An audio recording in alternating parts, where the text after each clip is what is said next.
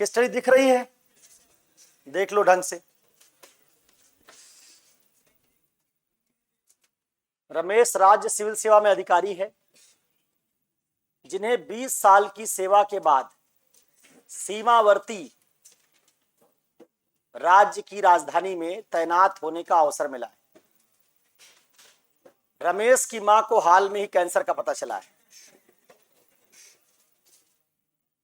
इसलिए मैंने कहा कि इस साल के पेपर में बहुत एकरूपता है। इनके ही बच्चे जरूर होंगे, देखना अभी आगे। हाँ, और उन्हें शहर के प्रमुख कैंसर हॉस्पिटल में भर्ती कराया गया, अस्पताल में भर्ती कराया गया। हाँ, उनके किशोर वयः 2 बच्चों को भी शहर के सबसे अच्छे पब्लिक स्कूलों में से एक में प्रवेश मिला है। पहले वाली केस स्टडी में भी मां बच्चे थे, इसमें भी हैं। सारी नैतिकता की समस्या यहीं से पैदा होती है। राज्य के गृह विभाग में निदेशक के रूप में अपनी नियुक्ति में व्यवस्थित हो जाने के बाद रमेश को खुफिया सूत्रों के माध्यम से गोपनीय रिपोर्ट मिली कि अवैध प्रवासी पड़ोसी देश से राज्य में घुसपैठ कर रहे हैं। उन्होंने तय किया कि वे व्यक्तिगत रूप से अपने गृह विभाग की टीम के साथ सीमावर्ती चौकियों की आकस्मिक जांच करेंगे। उनके लिए आश्चर्य था कि उन्होंने सीमा चौकियों पर सुरक्षा कर्मियों की मिली भगत से घुसपैठ करने वाले 2 परिवारों के 12 सदस्यों को रंगे हाथ पकड़ा।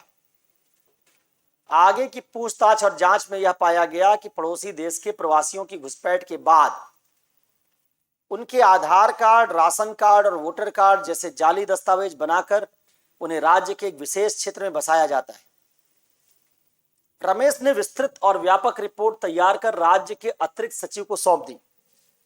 हालांकि एक सप्ताह बाद अतिरिक्त गृह सचिव ने उन्हें तलब किया और रिपोर्ट वापस लेने का निर्देश दिया। अतिरिक्त गृह सचिव ने रमेश को बताया कि उच्च अधिकारियों ने उनकी सौंपी गई रिपोर्ट वापस लेने का निर्देश दिया। अतिरिक्त गृह सचिव ने छोड़ दिया क्या? कुछ उसमें सवाल में छूट गई है, पढ़ने में छूट गई। यही तो है, अतिरिक्त गृह सचिव ने रमेश को बताया कि उच्च अधिकारियों ने उनकी सौंपी गई रिपोर्ट वापस लेने का निर्देश दिया। और क्या है? यही तो है।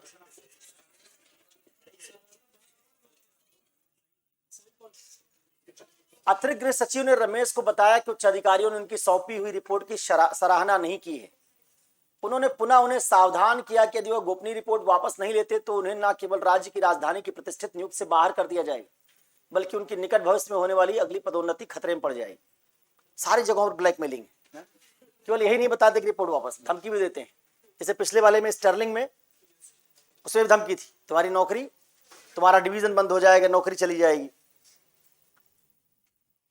अब ये समझ लो कि जितनी भी धमकी ये बढ़ेगी, इसका मतलब है कि ये सारा इस बात की परीक्षा है कि तुम कितनी दृढ़ता से नैतिक निर्णय पर डटे, और नैतिक निर्णय पर डटे रहने के साथ कैसे ये प्रूव करोगे कि वही सबके हित में है, विभाग के हित में है, वही उस गृह सचिव के हित में भी है, वही रमेश के हित में भी है, वही राज्य के हित में भी है।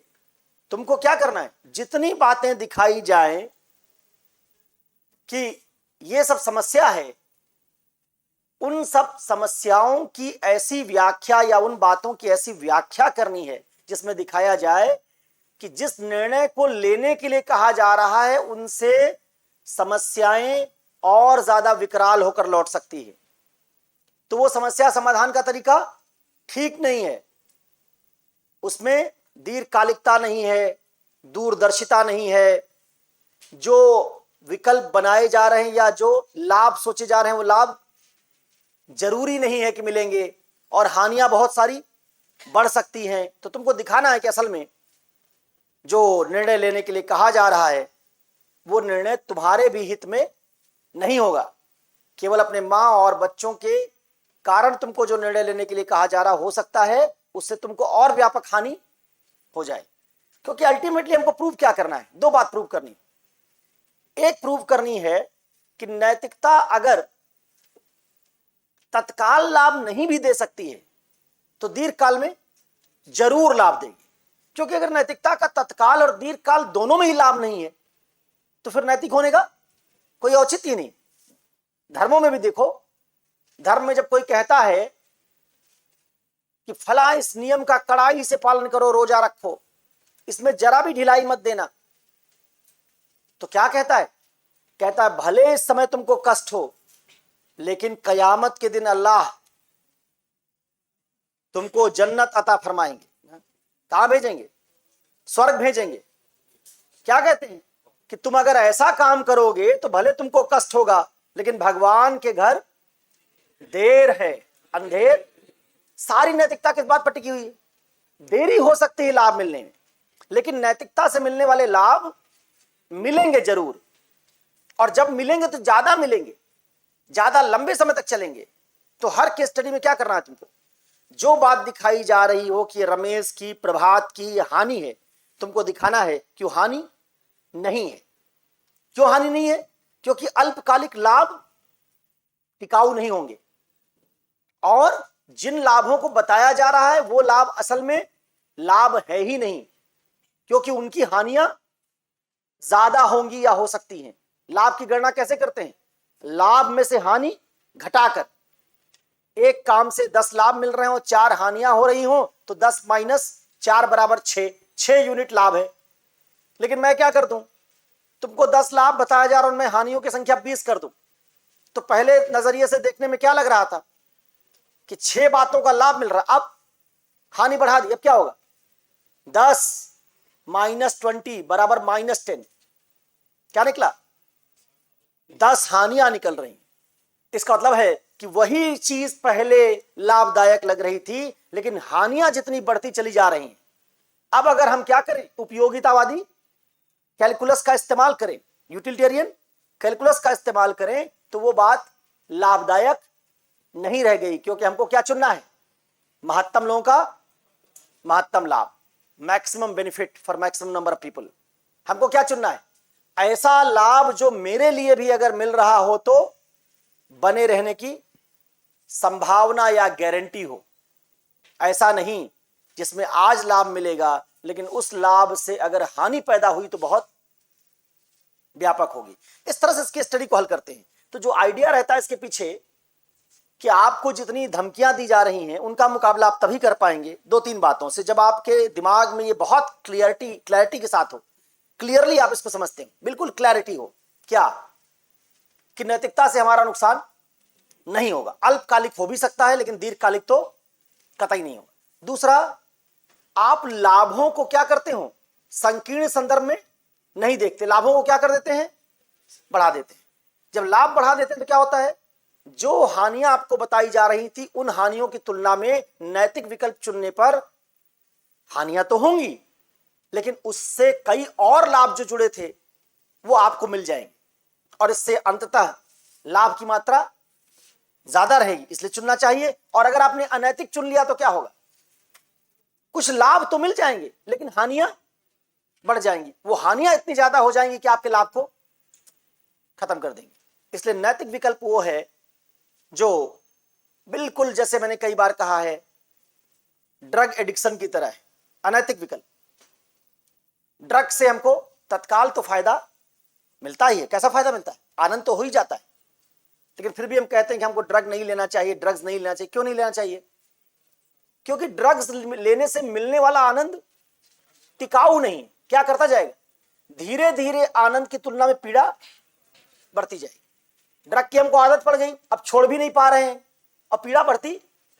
एक समय बाद आपने जितना शुरुआती आनंद लिया था वो भी खत्म हो गया, और अब आनंद मिलना भी बंद हो गया, और पीड़ा की मात्रा बहुत। तो क्या हो गया? ड्रग लेना क्यों अनैतिक है? ड्रग लेना इसलिए अनैतिक है क्योंकि ये हमको सस्टेनेबल, संपोषणीय, धारणीय, लगातार, निरंतर आनंद नहीं दे सकेगा। और इसमें अगर हम हेडोनिस्टिक कैलकुलस से जाएं, सुखवादी कलन से जाएं, तो क्या होगा? सुखवादी कलन से जाएंगे तो पाएंगे कि पीड़ा की मात्रा लगातार बढ़ती जाएगी। इसलिए जो सुख और पीड़ा दोनों का अंततः जो जोड़ आएगा, या जो दोनों का लाभ हानि के गणना के बाद परिणाम आएगा, उसमें पीड़ा की मात्रा ज्यादा होगी। ना टिकाऊ होगा आनंद, ना लंबे समय तक चलेगा। इसलिए हम कहेंगे। दूसरा क्या होगा? आप दूसरे तरीके इसको कैसे सॉल्व करते हैं? कहते हैं तत्काल भी जो तुमको आनंद मिलेगा, उस तत्काल आनंद के साथ ही तुमको शारीरिक आनंद तो मिलेगा, लेकिन मानसिक आनंद खत्म होना शुरू हो जाए। कैसे? जब तुम ड्रग नहीं लोगे तो मानसिक बेचैनी होगी, घबराहट होगी, तुम्हारे संबंध टूटने शुरू हो जाएंगे, घर में भी तुम्हारा लोगों से झगड़ा होना। तो इधर तुम एक ड्रग ले रहे हो जो तुम्हारे आनंद को बढ़ा रहा है, और उधर तुम्हारी मानसिक दुनिया में जो आनंद थे वो कम होते। और हम क्या जानते हैं? हम जानते हैं मानसिक आनंद ज्यादा श्रेष्ठ है, ज्यादा व्यापक है। तो शारीरिक आनंद बढ़ा रहे हो और मानसिक आनंद तत्काल। तो हम कहेंगे नहीं नहीं, मानसिक आनंद और शारीरिक आनंद में तुलना करने पे हमको मानसिक आनंद को तरजीह देनी चाहिए, इसलिए हम ड्रग नहीं लेंगे। तो तत्काल भी मानसिक आनंद घट रहा है, आनंद के लिहाज से भी देखें तुम्हारा आनंद घट रहा है। और अगर हम आनंद को ना भी देखें, मानसिक आनंद को, तो भी हम पाएंगे कि शारीरिक आनंद जो तुमको मिल रहा है वो भी लंबा। इस तरह से केस स्टडी को हल करते हैं। और तीसरा क्या होता है?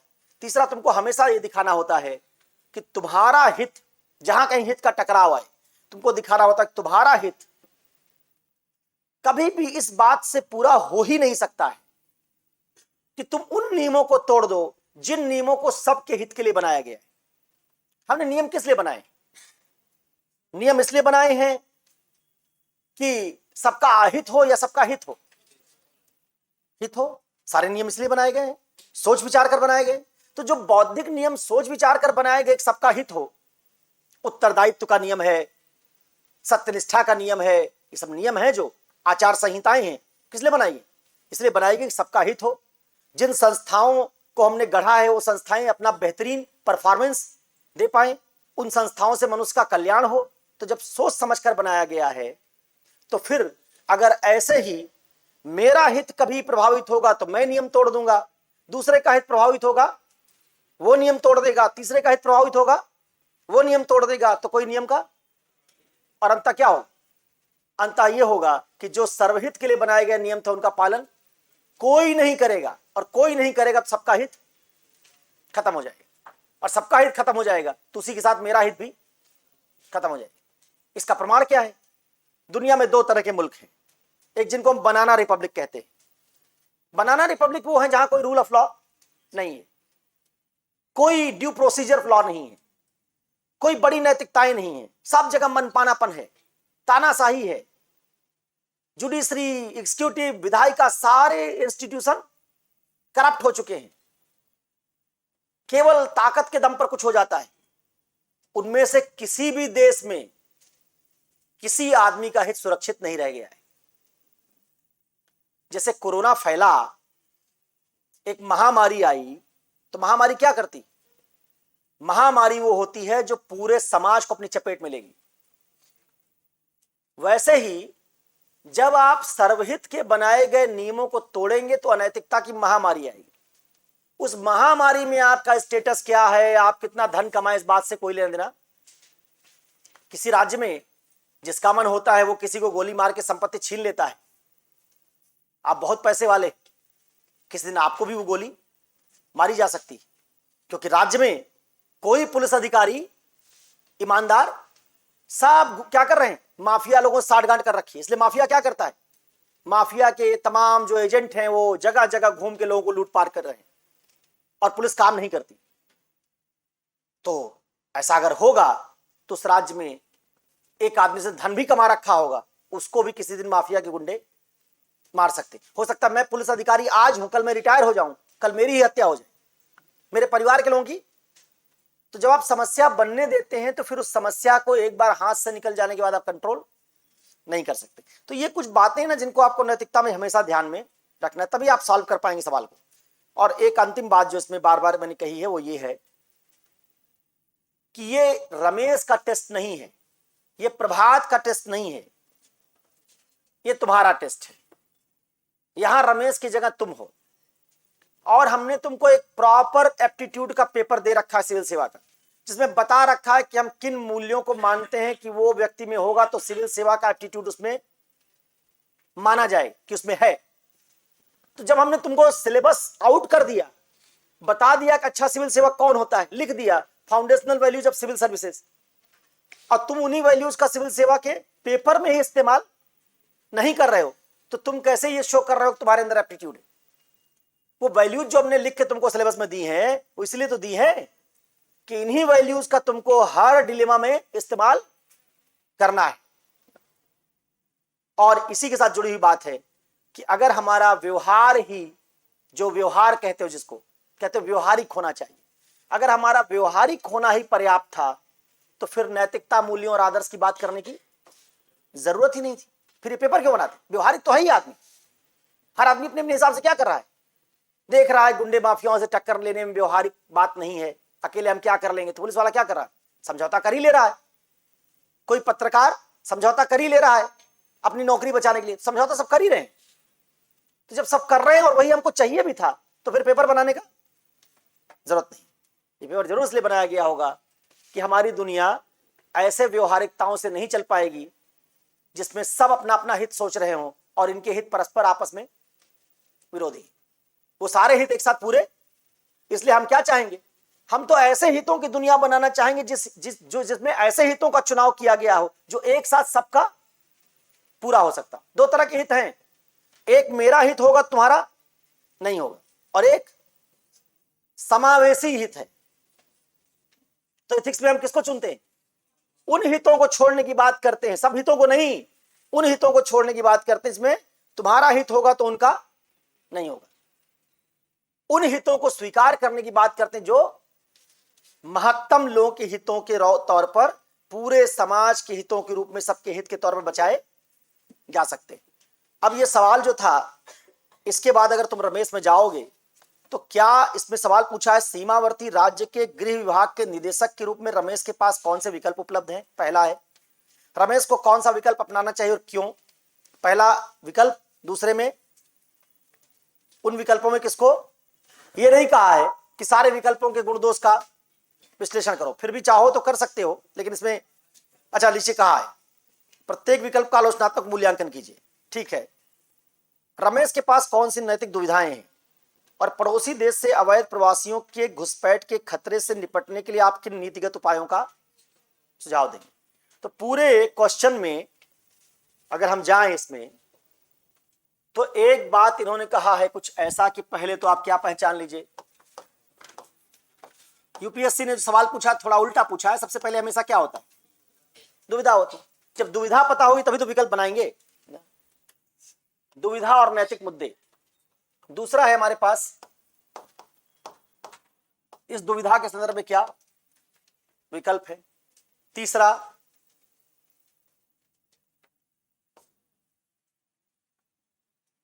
यह है उपलब्ध विकल्प।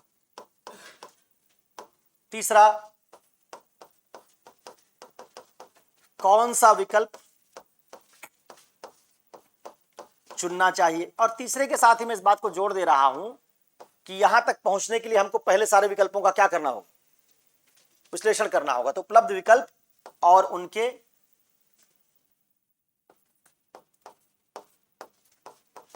गुण और दोष, इसके आधार पर क्या देखेंगे, जिसमें ज्यादा गुण होगा वही विकल्प चुनना चाहिए, जो ज्यादा मानकों के साथ संगत होगा वही विकल्प चुनना चाहिए। तो जब आप ऐसे लिखेंगे जैसे मैं बता रहा हूं, तो पहले आप क्या करेंगे, पहले आप भूमिका बनाएंगे कि निम्नलिखित केस स्टडी में या उपयुक्त केस स्टडी में रमेश के पास कौन से विकल्प उपलब्ध हैं, उसको किस विकल्प का चयन करना चाहिए, अलग अलग विकल्पों के क्या गुण दोष हैं, इनकी व्याख्या करने से पहले सबसे पहले प्रश्न के स्टडी में पूछे गए भाग डी ना, जिसमें रमेश के सामने कौन सी नैतिक दुविधाएं हैं, इसका समाधान करना चाहिए या इसके बारे में जांच करनी चाहिए। तो पहले आप बता देंगे कि स्टडी में भाग डी में पूछा गया है, लेकिन हम इस डी को दुविधा के तौर पर पहले बता रहे हैं और फिर आप बताएंगे इसमें से कौन सा विकल्प चुनना चाहिए। के बाद आपको बनानी हो, अगर क्या एक नीति बनानी हो। ऐसा सवाल यूपीएससी इसके पहले भी 2 बार पूछ चुका है। एक बार विस्थापन की नीति बनवाया था, विस्थापन की नीति बनवाइए। अक्सर विस्थापन दिया जाता होता है तो मुआवजा नहीं मिल पाता टाइम से ना, लोग शिकायत करते हैं तो कहा था कि एक विस्थापन की कंप्लीट नीति बना दीजिए। इस बार वो कह रहा है कि आप इस तरह के घुसपैठ के, अवैध प्रवासियों की घुसपैठ के खतरे के लिए एक नीति बना दीजिए कि किन नीतिगत उपायों को सुझाएंगे। तो नीति बनानी हो तो आपके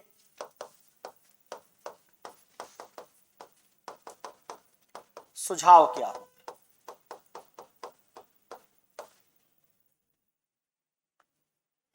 आपको दुविधा से शुरू करना चाहिए, दुविधा और नैतिक मुद्दे।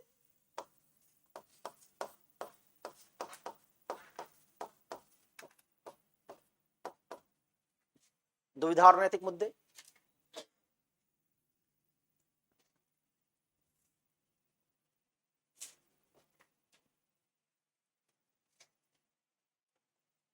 क्या दुविधाएं हैं भाई इसमें?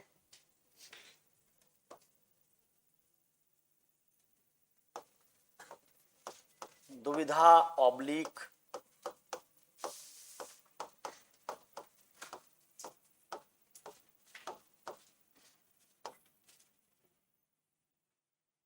क्या दुविधा है?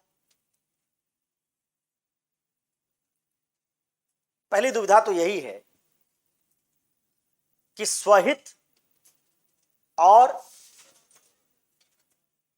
जो लोकहित है उसमें टकराव है। चाहे लोकहित कहो चाहे राज्य का हित कहो ना। एक तरफ क्या है, एक तरफ स्वहित है। मैं पूरी बात नहीं लिख रहा हूं, तुम पूरा भाषा बना सकते हो। रमेश का अपना पत्नी या बूढ़ी मां और बच्चों के साथ जुड़ा हुआ हित है, जिसमें उसकी मां का कैंसर का ट्रीटमेंट, बच्चों की शिक्षा, और दूसरी तरफ अवैध घुसपैठ से राज्य के संदर्भ में खड़ी होने वाले इंटरनल सिक्योरिटी का, आंतरिक सुरक्षा का मामला, राज्य के संसाधनों पर पड़ने वाला दबाव, राज्य के नागरिकों को मिलने वाले रोजगार में अवैध प्रवासियों का उस पर अतिक्रमण या कब्जा। क्या ये एक तरफ स्वहित है, स्वहित को तुम परिभाषित कर सकते हो। स्वहित में क्या है?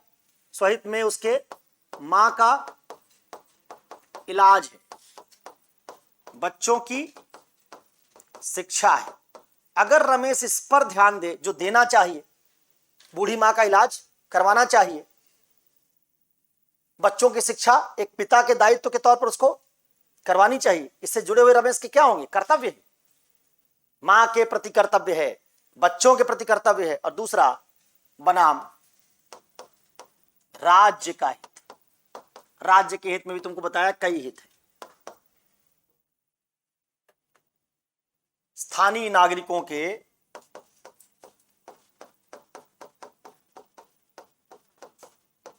किसका? रोजगार का हित।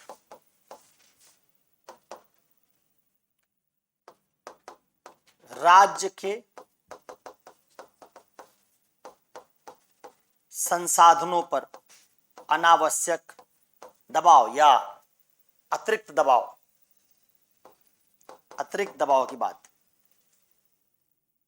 जो राज्य के नागरिक नहीं, राज्य के संसाधन उनके कल्याण के लिए इस्तेमाल होंगे, तो अतिरिक्त दबाव है। आंतरिक, राज्य की आंतरिक सुरक्षा से जुड़ा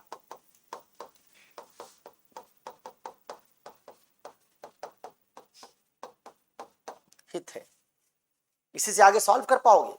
जब राज्य में सुरक्षा नहीं रह जाएगी तो एक समय किसी का भी हित नहीं बचेगा। रोजगार घटने लगेगा। जो बच्चों को पढ़ा रहा, किस लिए पढ़ा रहा है?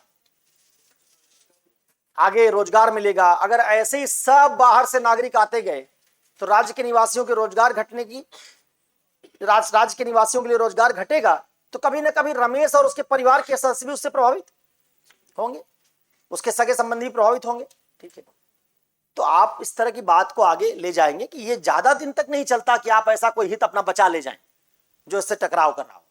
इसी तरीके से आप कह सकते हैं कि इसका जो है क्या है, इसी तरीके से इसमें कर्तव्यों का टकराव है। जैसे हित का टकराव है वैसे कर्तव्यों का टकराव है। एक किसका कर्तव्य है?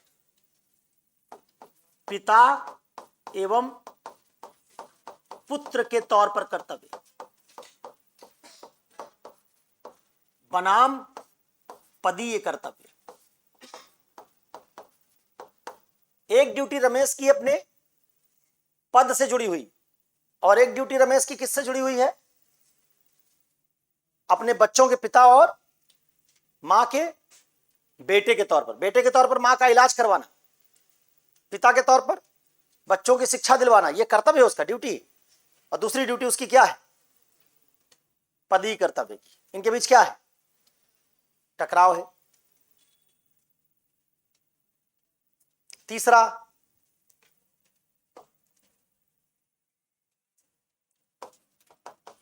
सत्यनिष्ठा वर्सेस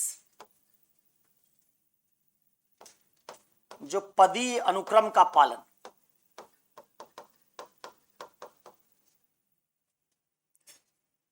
अगर वो क्या करे, हायरार्की पे जाए, तो उसको अपने सीनियर की बात मान लेनी चाहिए, और अगर सत्यनिष्ठ हो तो उसको सत्य से समझौता नहीं करना चाहिए। अखंड सत्य, समझौता करने से इनकार करना चाहिए। यहां क्या हो रहा है?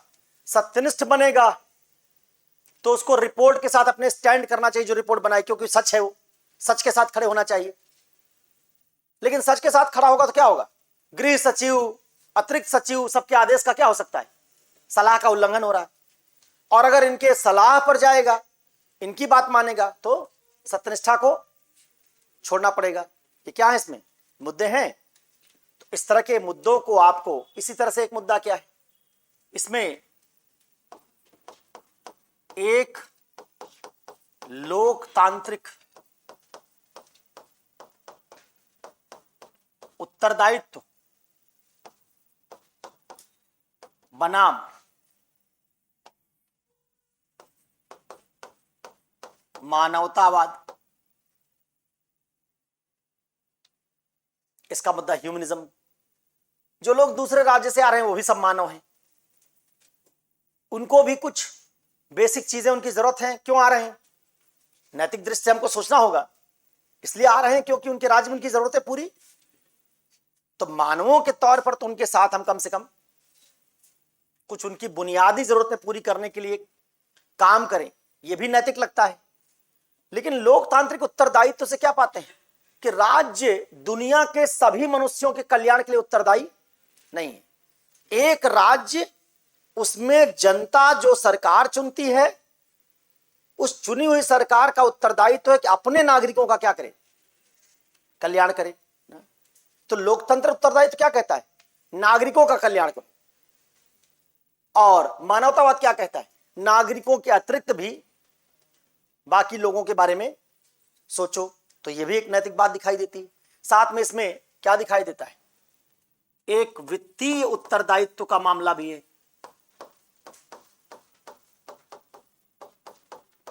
फाइनेंशियल अकाउंटेबिलिटी का मामला है। कैसे? राज्य के नागरिक टैक्स देते हैं और क्या चाहते हो? टैक्स का राज्य के नागरिकों के कल्याण पर व्यय हो।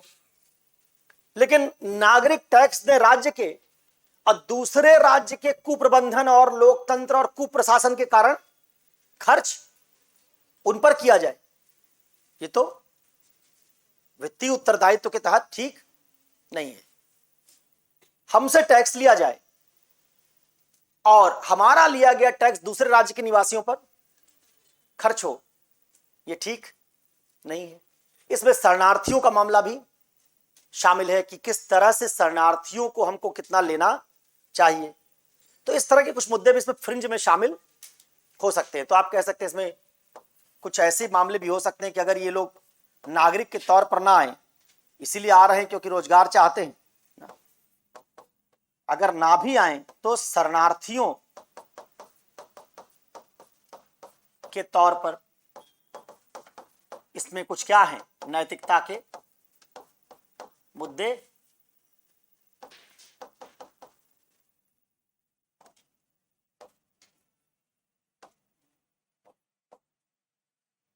शामिल है।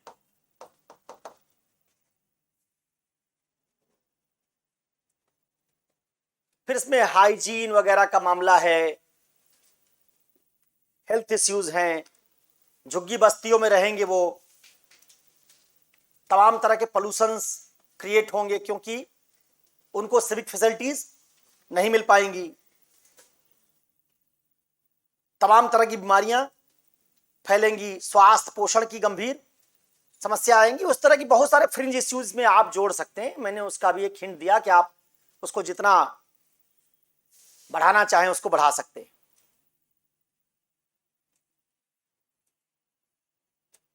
सांस्कृतिक एसिमिलेशन का मामला आएगा, भाषा का मामला आएगा। अगर बाहर से आने वाले लोग अलग भाषा बोलने वाले, अलग कल्चर फॉलो करते हैं, तो कुछ दिन बाद कल्चरल कॉन्फ्लिक्ट प्रारंभ हो सकते हैं, उसका मामला आ सकता है। क्योंकि क्या हो सकते हैं, ये कल्चरली माइनॉरिटीज हो सकते हैं जो एक दूसरे कल्चर से आए हों, और वो माइनॉरिटी होने पर आगे चलकर राज्य के लोकतंत्र के साथ, उसके जो आधारभूत नियम के हैं उनके साथ समन्वय ना बिठा सकें। हो सकता है ऐसे अप्रगतिशील शरणार्थी हों, अप्रगतिशील दूसरे देश से आने वाले लोग हों, जिनका कल्चर कैसा हो, रूढ़िवादी हो, और उसी रूढ़िवादी कल्चर के कारण उस देश में जो उस देश की अर्थव्यवस्था ग्रो नहीं कर रही, वहां निवेश का माहौल नहीं बन रहा, वहां कानून व्यवस्था का जो हालात है वो ठीक, उसका कारण क्या है? उसका कारण यही होगा कि वहां डेमोक्रेसी ठीक से फंक्शन नहीं कर रही, वहां सोसाइटी प्रोग्रेसिव नहीं है, लोग उदारवादी।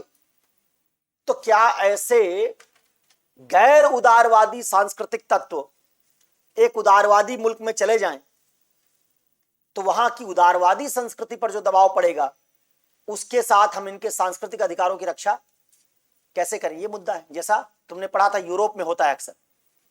यूरोप में जब सीरिया से शरणार्थी जाते हैं, सीरिया से क्यों गए? क्योंकि सीरिया में गृह युद्ध छिड़ा हुआ है। गृह युद्ध क्यों हो रहा है? क्योंकि सीरिया में डेमोक्रेसी मजबूत नहीं है, सीरिया में ह्यूमन राइट्स का सम्मान नहीं है, सीरिया में समाज में लिबरल वैल्यूज नहीं है। वही बोतल है, ये भूत की तरह पीछा कर रही।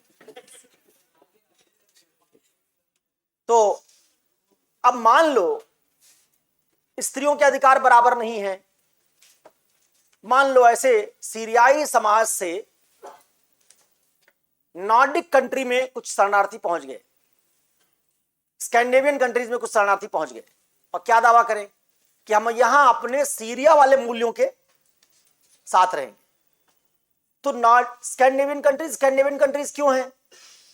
क्योंकि उनके मूल्य अलग हैं। उन्होंने मूल्यों पर क्या किया है? निवेश किया है, समानता पर, स्वतंत्रता पर, तमाम तरीके की उदारवादी अवधारणाओं पर। अगर वो अपने समाज में ऐसे गैर उदारवादी मूल्यों के साथ आने वाले शरणार्थियों को जगह देते हैं तो फिर तो अपने मूल्यों समझौता कर रहे हैं, और अगर नहीं जगह देते तो तब इसका मतलब उनकी संस्कृति को स्वीकार नहीं कर रहे हैं। इस तरह के संकट और समस्याएं भी जब दो राज्यों की शासन प्रणाली, दो राज्यों के मूल्यों में व्यापक अंतर होता है, उनके नागरिकों को दिए जाने वाले अधिकारों में अंतर होता है, उनकी शिक्षा प्रणालियों में अंतर होगा, उनके रीति रिवाज और परंपरा में अंतर होगा, तो एक दूसरे किस्म की समस्या कल्चरल एसिमिलेशन की या मल्टीकल्चरलिज्म की, प्लूरलिज्म की, कैसे आप उसको एक दूसरे समुदाय के साथ समन्वित करेंगे, इसकी एक समस्या भी सामने आती है। तो इसमें बहुत सारी समस्याएं हैं जो आपको इस तरह से दिख रही हैं। आप इनमें से जो महत्वपूर्ण समझे उनका चयन कर लेंगे। ये दुविधाएं हैं इसमें। इन दुविधाओं के संदर्भ में रमेश को सोचना है। क्या कर दिया? दुविधाओं में ऐसे तमाम पक्ष खड़े कर दिए कि अगर शरणार्थी इसी तरीके से आते रहे और इस राज्य के नागरिक बनते रहे तो लंबे समय में इस अनप्लान्ड, जो एक होता है प्लानिंग के तहत किसी राज्य ने क्या किया, पहचान करके कुछ लोगों को लिया, और दूसरा कुछ लोग बिना पहचान किए आ रहे हैं और नागरिक बनते चले जा रहे हैं, उनको वोटिंग राइट मिलता जा रहा है, और वोटिंग राइट में हो सकता है उन्हीं के बीच का कोई आदमी कल को चुनाव में खड़ा हो जाए और वो क्या करे, एक ऐसी वैल्यू को रिप्रेजेंट करे जो वैल्यू लिबरल वैल्यू नहीं है। तो इस तरह के दीर्घकालिक खतरे पैदा हो सकते हैं। इन बातों को रमेश को जब सोचेगा रमेश, तो उसके निर्णय की व्यापकता में उसको हानियों की व्यापकता समझ में आएगी कि हो सकता है ऐसे तमाम लोग हमारे वोटिंग पैटर्न को आगे चल के क्या कर दें, प्रभावित कर दें, चुनाव में हारने जीतने वाले प्रतिनिधि बदल दें, ऐसे प्रतिनिधि चुने जाने लगे जो जिनके व्यूज उदारवादी ना हो। उससे पूरे उस क्षेत्र के लोकतंत्र की गुणवत्ता पर क्या आएगा, असर आएगा, और लोकतंत्र की गुणवत्ता पर असर आएगा तो उससे हर नागरिक के जीवन पर असर आएगा। ठीक है, तो आपको इस तरीके से रमेश को तैयार करना है, तर्क देके उसकी तर्कस में ढेर सारे तीर, लोकतंत्र से, उत्तरदायित्व से, वित्तीय उत्तरदायित्व से, तमाम तरह के तीर रमेश को पकड़ाने हैं कि इन सबको छोड़ो और दिखाओ कि तुम्हारा नहीं तो तुम्हारे बच्चों का जब समय आएगा तब तक लोकतंत्र अगर विकृत हुआ, कमजोर हुआ, उदारवादी मूल्य कमजोर हुए तो फिर इस तरह का संकट भी आ सकता है और उससे तुम्हारा हित भी पूरा नहीं होगा। अब आइए ये बात समझने के बाद कि ये दुविधाएं हैं, अब हम ये देखें कि रमेश के पास क्या विकल्प है। कई विकल्प आप बना सकते हैं जैसे पहले बनाया था। विकल्प हम दो तरीके से बना सकते हैं। कैसे कैसे? एक तो रमेश अपने सीनियर्स की बात मान लेगा और रिपोर्ट वापस ले लेगा।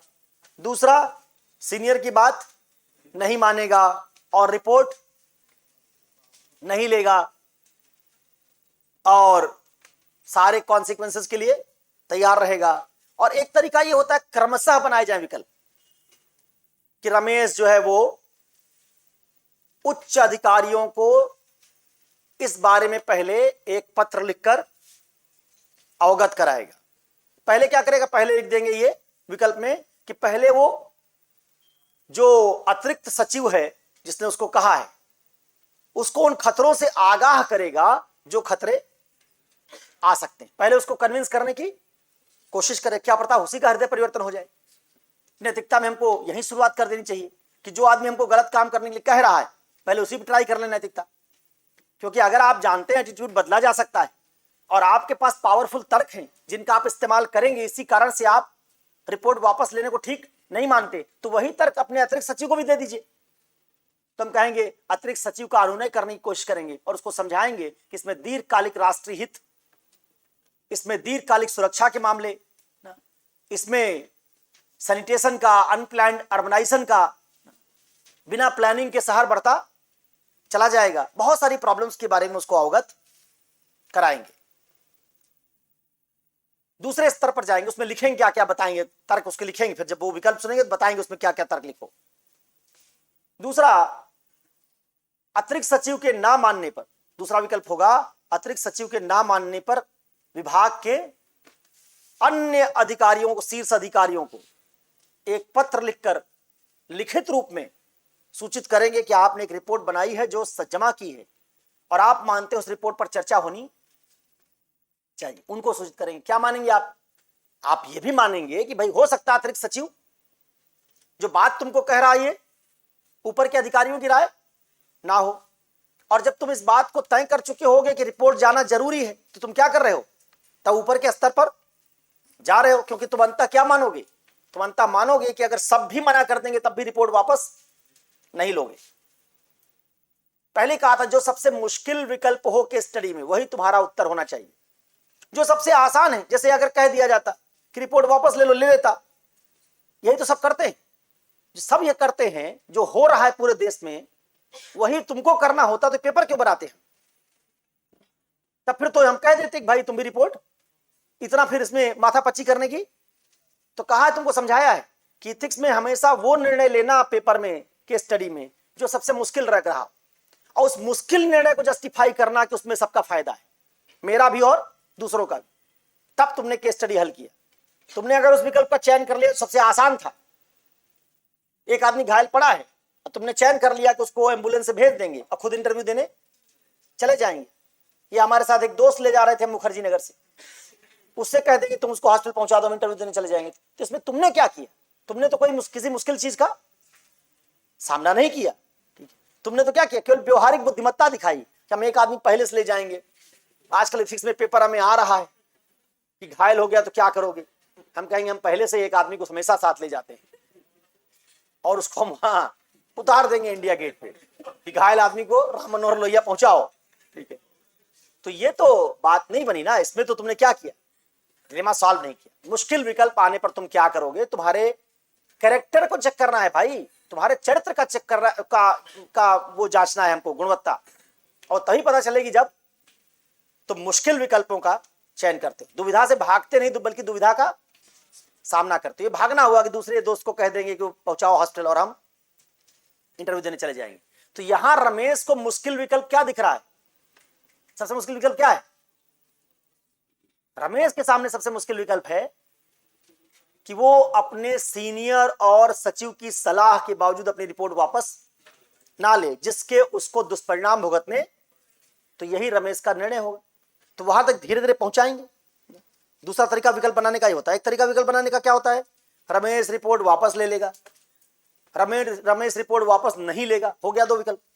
और एक में रमेश पहले अतिरिक्त सचिव को समझाएगा, जो भी सचिव हो, अतिरिक्त है कौन सा है? अतिरिक्त ही है, अतिरिक्त गृह सचिव को समझाएगा। फिर उसके बाद ऊपर के सचिव स्तर के अधिकारियों को समझाएगा, फिर मंत्रालय को चिट्ठी लिखकर अवगत कराएगा, क्योंकि अंततः सरकार का काम है इस तरह के बड़े पॉलिसी वाले निर्णय लेना। तो रमेश जरूर चाहेगा कि सरकार तक ये बात पहुंचे। फिर उसके बाद रमेश अगर ये नहीं होता तब भी मानेगा कि रिपोर्ट उसको जमा करनी चाहिए, रिपोर्ट वापस। और एक विकल्प इन चार के बाद बना देंगे आप कि रिपोर्ट वापस ले लेनी चाहिए। तो एक विकल्प बनाई जिसमें क्रमशः चार तरफ से आगे बढ़ रहे हो, क्रमशः एक एक करके। और एक में आप केवल एक विकल्प लिख दीजिए कि रिपोर्ट वापस ले लेगा, और फिर इनकी व्याख्या कर दीजिए। इससे क्या हो जाएगा? जितने विकल्प बाकी हो क्रम वाले विकल्प बन जाएंगे। आप कहेंगे हाँ इसको चुनेंगे, पहला ये कदम होगा, यहीं रुकेंगे नहीं, इसमें ये गुण है। फिर उसके बाद दूसरे में जाएंगे, पहले वाले में कह देंगे गांधीवाद है ना, आवृत्ति परिवर्तित होती है, हो सकता है अतिरिक्त गृह सचिव की आवृत्ति परिवर्तित हो जाए, हो सकता है उसको सारे तर्क ज्ञात ना हो। तो पहले हम बेनिफिट ऑफ डाउट देंगे उसको, और उसके एटीट्यूड को चेंज करने की, उसको अतिरिक्त इंफॉर्मेशन देने की, उसको कन्विंस करने की कोशिश करें, जिसको हम सही मानते हैं। या तो हमारी बात गलत हो जाए, अतिरिक्त गृह सचिव हमको कन्विंस कर दे तुम्हारी रिपोर्ट गलत है, हम तब वापस ले लें। लेकिन अगर हमको अपनी बात सही लगती है और फिर भी हम वापस ले रहे हैं तो ये तो ठीक। उसके गलत होने का, खंडन होने का हमको क्या करना चाहिए? प्रतीक्षा करनी चाहिए, इंतजार करना चाहिए। और तभी हो सकता है जब हम गृह सचिव को अपने तर्क प्रस्तुत करें। तो पहला विकल्प ये होगा जो मैंने बताया कि तुमको ये कहना होगा कि पहले हम कहां शुरू करेंगे? पहले हम अतिरिक्त गृह सचिव एक विकल्प क्या बनाएंगे, इसका क्या करने की कोशिश करेंगे? अनुनय। क्या देंगे इसको? तर्क। कन्विंस करने की कोशिश करेंगे। फिर इसके बाद इसी से आगे बढ़ते हुए हम इस बात को गृह सचिव और उच्च अधिकारियों तक पहुंचाएंगे। फिर इसको मंत्री एवं मंत्रालय तक भेजेंगे। अगर आप इसको सही मानते हैं तो आपको क्या करना है? अड़े रहना है, समझौता नहीं करना है, डटे रहना है। जिस बात को आप सही मानते हैं उस पर डटे रहिए।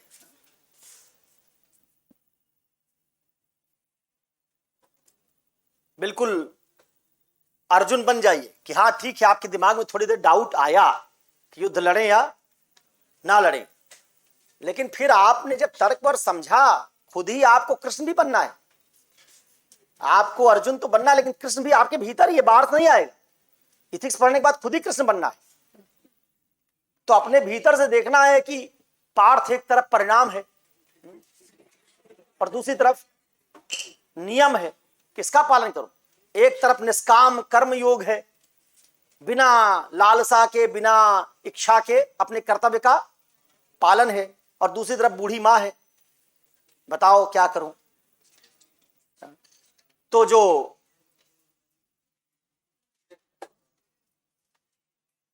तुम्हारे भीतर का फिर कृष्ण जागेगा और कहेगा कि देखो पार्थ, तुम्हारे पास दो विकल्प है। पहले वाले विकल्प को जो तुम सोच रहे हो वो ठीक नहीं है, और इस कारण से ठीक नहीं है, और अंततः तुम्हारी दुविधा का क्या होगा? समाधान होने के बाद फिर तुम गांडीव लेके एकदम खड़े हो जाओ। क्या अब युद्ध खत्म होने पे ही छोड़ेंगे बीच में? क्योंकि अब दुविधा का क्या हो गया? समाधान हो गया। तो ये तो लिखने के क्रम में तुम डिसाइड करते हो ना कि तुम किस क्रम में लिखोगे, लेकिन निर्णय तो तुम पहले कर चुके होते हो। तो निर्णय पहले कर चुके होते हो तो इसका मतलब तुम उस प्रक्रिया से जाने के बाद डिसाइड कर ली कि इसमें क्या निर्णय हमको लेना है। तो मंत्री मंत्रालय, सरकार के अन्य जो इससे संबंधित स्टेक होल्डर्स होंगे उनको पहले सूचित करोगे और बाद में कहोगे उसके बावजूद भी कोई नहीं माना तो भी रिपोर्ट वापस। अब यहां तुमको बताना पड़ेगा कि रिपोर्ट वापस क्यों नहीं लेंगे,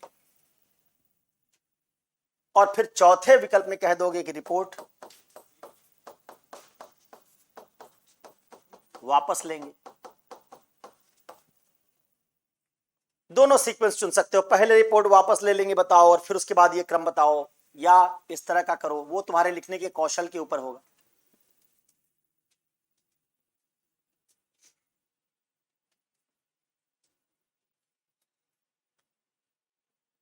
तो चलो अब अपने भीतर के योगेश्वर को जगाओ और उससे सलाह लेना शुरू करो। ठीक है, देखो कुछ तर्क तो तुमने सुन ही लिए हैं, फिर भी सुनो कैसे। इसमें पहले जहां कहा गया है अतिरिक्त गृह सचिव को क्या तर्क दोगे, अतिरिक्त गृह सचिव को तर्क दोगे कि अगर ये शरणार्थी आ रहे हैं ना, इनको कैसे, इनका अनुनय कैसे करोगे, इसके पक्ष में तुम क्या लिखोगे और कहोगे इन तर्कों से मैं उनको मनाने की कोशिश करूंगा। दो बात बताओगे इसमें, इसका लाभ क्या होगा इस मनाने का, और तर्क क्या होगा। कहोगे अपने अतिरिक्त गृह सचिव को मैं ये कहूंगा कि आप सलाह दे रहे हैं लेकिन उत्तरदायित्व मेरा बना रह रहा है। ऐसी दशा में अगर आप समझते हैं कि रिपोर्ट मुझे वापस ले लेनी चाहिए तो सलाह के बजाय आदेश दीजिए, जिससे उत्तरदायित्व भी आपका हो जाए और निर्णय भी आपका है। आप कहोगे कि सर इस मामले में रिपोर्ट वापस लेना मेरे लिए इसलिए संभव नहीं हो रहा है या नहीं ले सकता मैं, क्योंकि आप और उच्च अधिकारियों की सलाह है जिसको आप बाद में डिसोन कर सकते हैं कि आपने ऐसी कोई सलाह नहीं दी, और उसके परिणाम स्वरूप जितना उत्तरदायित्व होगा वो मेरे ऊपर बना रहेगा। तो नियम क्या बनाओगे, जिसका निर्णय उसी का उत्तरदायित्व। गृह सचिव निर्णय तो चाहता है कि उसका हो जाए, अतिरिक्त गृह सचिव निर्णय चाहता है उसका हो जाए, लेकिन उत्तरदायित्व वो रमेश पर बनाए रखना चाहता है। यह नैतिक नहीं। निर्णय और उत्तरदायित्व दोनों का स्रोत एक होना चाहिए। पहला तर्क ये कहोगे, उसको दोगे, इससे तुम उसका बहादुरी के साथ पहले क्या करोगे, सामना करोगे। अब कहोगे कि अगर आप समझते हैं कि रिपोर्ट इतनी खराब है तो फिर इस रिपोर्ट को वापस लेने के लिए मुझे सलाह नहीं आदेश दे दीजिए कि तुम्हारी रिपोर्ट का अध्ययन किया गया और रिपोर्ट काम की नहीं है, इसलिए इस रिपोर्ट को हम स्वीकार नहीं करते। दूसरी बात कहोगे गृह सचिव से, अपने अतिरिक्त सचिव से, कि अगर ये रिपोर्ट ठीक नहीं है तो ये चर्चा में और तर्क से इसके सारे जितने निष्कर्ष हैं वो खारिज हो जाएंगे, तब इसके वापस लेने का कोई औचित्य नहीं। जब ये रिपोर्ट खारिज ही हो जाएगी चर्चा और तर्क से तो इसको खारिज कर देना चाहिए। मुझे बुलाइए और आपके जो तर्क हैं उनसे क्या कर दीजिए, इसको खारिज कर दीजिए अगर ये काम की नहीं। लेकिन अगर ये रिपोर्ट काम की है और इसके तर्क मजबूत हैं तो फिर इस रिपोर्ट के वापस लेने का औचित्य नहीं बनता, क्योंकि आपका और मेरा दोनों का हित क्या है, दोनों के पदों का हित क्या है, राज्य का हित। यह मानना कि रिपोर्ट सही है, यह मानना कि राज्य हित में है और फिर भी इसको वापस लेने के लिए कहना, यह हम दोनों के पदों के दायित्व के साथ संगत, यह सत्य निष्ठा के आदर्श के साथ संगत नहीं। राज्य के हित के लिए काम करना और उसी राज्य हित के लिए सौंपी गई रिपोर्ट को सही मानने के बावजूद स्वीकार, यह तो परस्पर विरोधाभासी बात है, यह सत्यनिष्ठा का अतिक्रमण है। इसलिए आप कहेंगे कि रिपोर्ट वापस लेने का जो आपकी सलाह है वो ठीक नहीं है। अगर यह रिपोर्ट ठीक है तो स्वीकार की जानी चाहिए, और अगर यह गलत है तो वैसे ही चर्चा से इसके तर्क क्या कर दिए जाएं, खारिज हो जाएंगे। दोनों ही दशा में रिपोर्ट वापस नहीं लेनी चाहिए। खराब है तब भी नहीं लेनी चाहिए क्योंकि उसका खंडन होना चाहिए, और अगर सही है तो वापस लेने का औचित्य नहीं बनता, इसलिए रिपोर्ट वापस नहीं होनी चाहिए। अगला तर्क दोगे उसको कि सर अगर ये रिपोर्ट सही है, अगर गलत है तो फिर तो मामला ही नहीं है कुछ, फिर तो आप इसको मैं वापस नहीं भी लूंगा तब भी क्या करेंगे, एक मीटिंग करके इसके निष्कर्ष खारिज कर देंगे, पब्लिक डोमेन में खारिज कर देंगे सब कुछ। आप कहेंगे लेकिन सर अगर ये रिपोर्ट सही हुई और आपकी सलाह पर मैंने इसको वापस ले लिया, तो भविष्य में अगर आज से कुछ समय बाद भी उस क्षेत्र में कोई दंगा भड़का, कोई कानून व्यवस्था की विषम स्थिति पैदा हुई, किसी तरह के अपराधों के बढ़ोतरी का मामला आया, अगर ये लगातार इन्फिल्ट्रेशन होता रहेगा तो एक ना एक दिन एक्सपोज हो जाएगा। जन आंदोलन खड़ा हो गया, लोकल लोगों ने आंदोलन कर दिया, तो उस समय जांच कराई जाएगी और उस समय आप गृह सचिव नहीं रहेंगे, हो सकता है आप रिटायर हो चुके हो सकता है मैं किसी और पद पर हूं, और उस जांच के दायरे में हम सब आएंगे और तब हम सब के खिलाफ कार्रवाई होगी। जिस रिपोर्ट को आज आप स्वीकार करने से बच रहे हैं, उसी रिपोर्ट को स्वीकार कर लेने से हम लोग भविष्य की किसी अनुशासनात्मक कार्रवाई से बच सकेंगे। अगर कोई चीज गलत है तो इसका मतलब उसका दुष्परिणाम आना तय है, आज नहीं तो कल। और जब दुष्परिणाम आएगा तो आपने कोई क्रिया क्यों नहीं किया, आपने कोई एक्ट उस मामले में क्यों नहीं किया, एक्शन क्यों नहीं लिया, इसके क्या होंगे, सवाल होंगे, और उन सवालों का जवाब नहीं दे पाएंगे। परिणाम स्वरूप क्या होगा, तब भी पदोन्नति होगी। अगर नौकरी में रहेंगे तो क्या होगा, डिमोशन हो सकता है, सस्पेंशन हो सकता है, पोस्ट रिटायरमेंट बेनिफिट्स रोके जा सकते हैं, तो नुकसान तो तब भी होगा। जिस नुकसान का हवाला भी दिया जा रहा है वही नुकसान तब भी हो सकता है। तब उस दशा में नुकसान व्यापक होगा, क्योंकि जब जनता मांग करेगी कि इसके लिए दोषी अधिकारियों को दंडित किया जाए, मीडिया में मामला आ जाएगा, तब इसको दबाना संभव नहीं हो। तब सरकार के ऊपर भी दबाव होगा कि इस पर क्या करे, वो कार्रवाई करे। और तब अगर फाइल खुली तो हमारे पास औचित्य सिद्ध करने के लिए कोई विकल्प, इसलिए आप क्या समझाएंगे अतिरिक्त सचिव को कि जो सलाह आप दे रहे हैं उसमें आपकी और मेरे हित की रक्षा भी नहीं हो पाएगी, क्योंकि अगर इससे कोई समस्या पैदा ही नहीं होगी तो फिर रिपोर्ट स्वीकार ही मत कीजिए, दिखा दीजिए कि इससे कोई समस्या। और अगर आप मानते हैं कि इससे समस्या पैदा होगी तो समस्या पैदा होगी, तो समस्या के बाद उसके रिपरकशन भी तो होंगे, और उस दशा में जांच भी होगी, और जांच के रूप में हम लोग सीधे दोषी पाए जाएंगे और दोषी होने पर सजा मिलना तय होगा। आप अतिरिक्त सचिव को तर्क देंगे, अतिरिक्त सचिव बहाने क्या कर रहे हैं, आप सारा तर्क एग्जामिनर को दे रहे हैं कि देखो हम ये सब बात समझते हैं। फिर आप उसको ये भी कहेंगे कि सर हमारे राज्य में जनता सरकार चुनती है, उसको टैक्स देती है, बदले में सरकार नागरिकों का कल्याण करती है।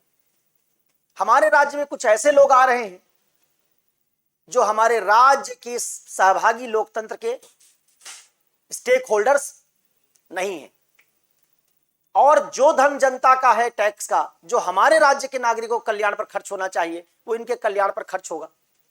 इस राज्य की कल्याणकारी जो क्षमता है नागरिकों के विकास और उत्थान की, वो कमजोर पड़ जाएगी। राज्य में रोजगार का संकट होगा, इससे भी युवा और युवतियां आंदोलित हो सकते हैं, आंदोलन खड़ा हो सकता है।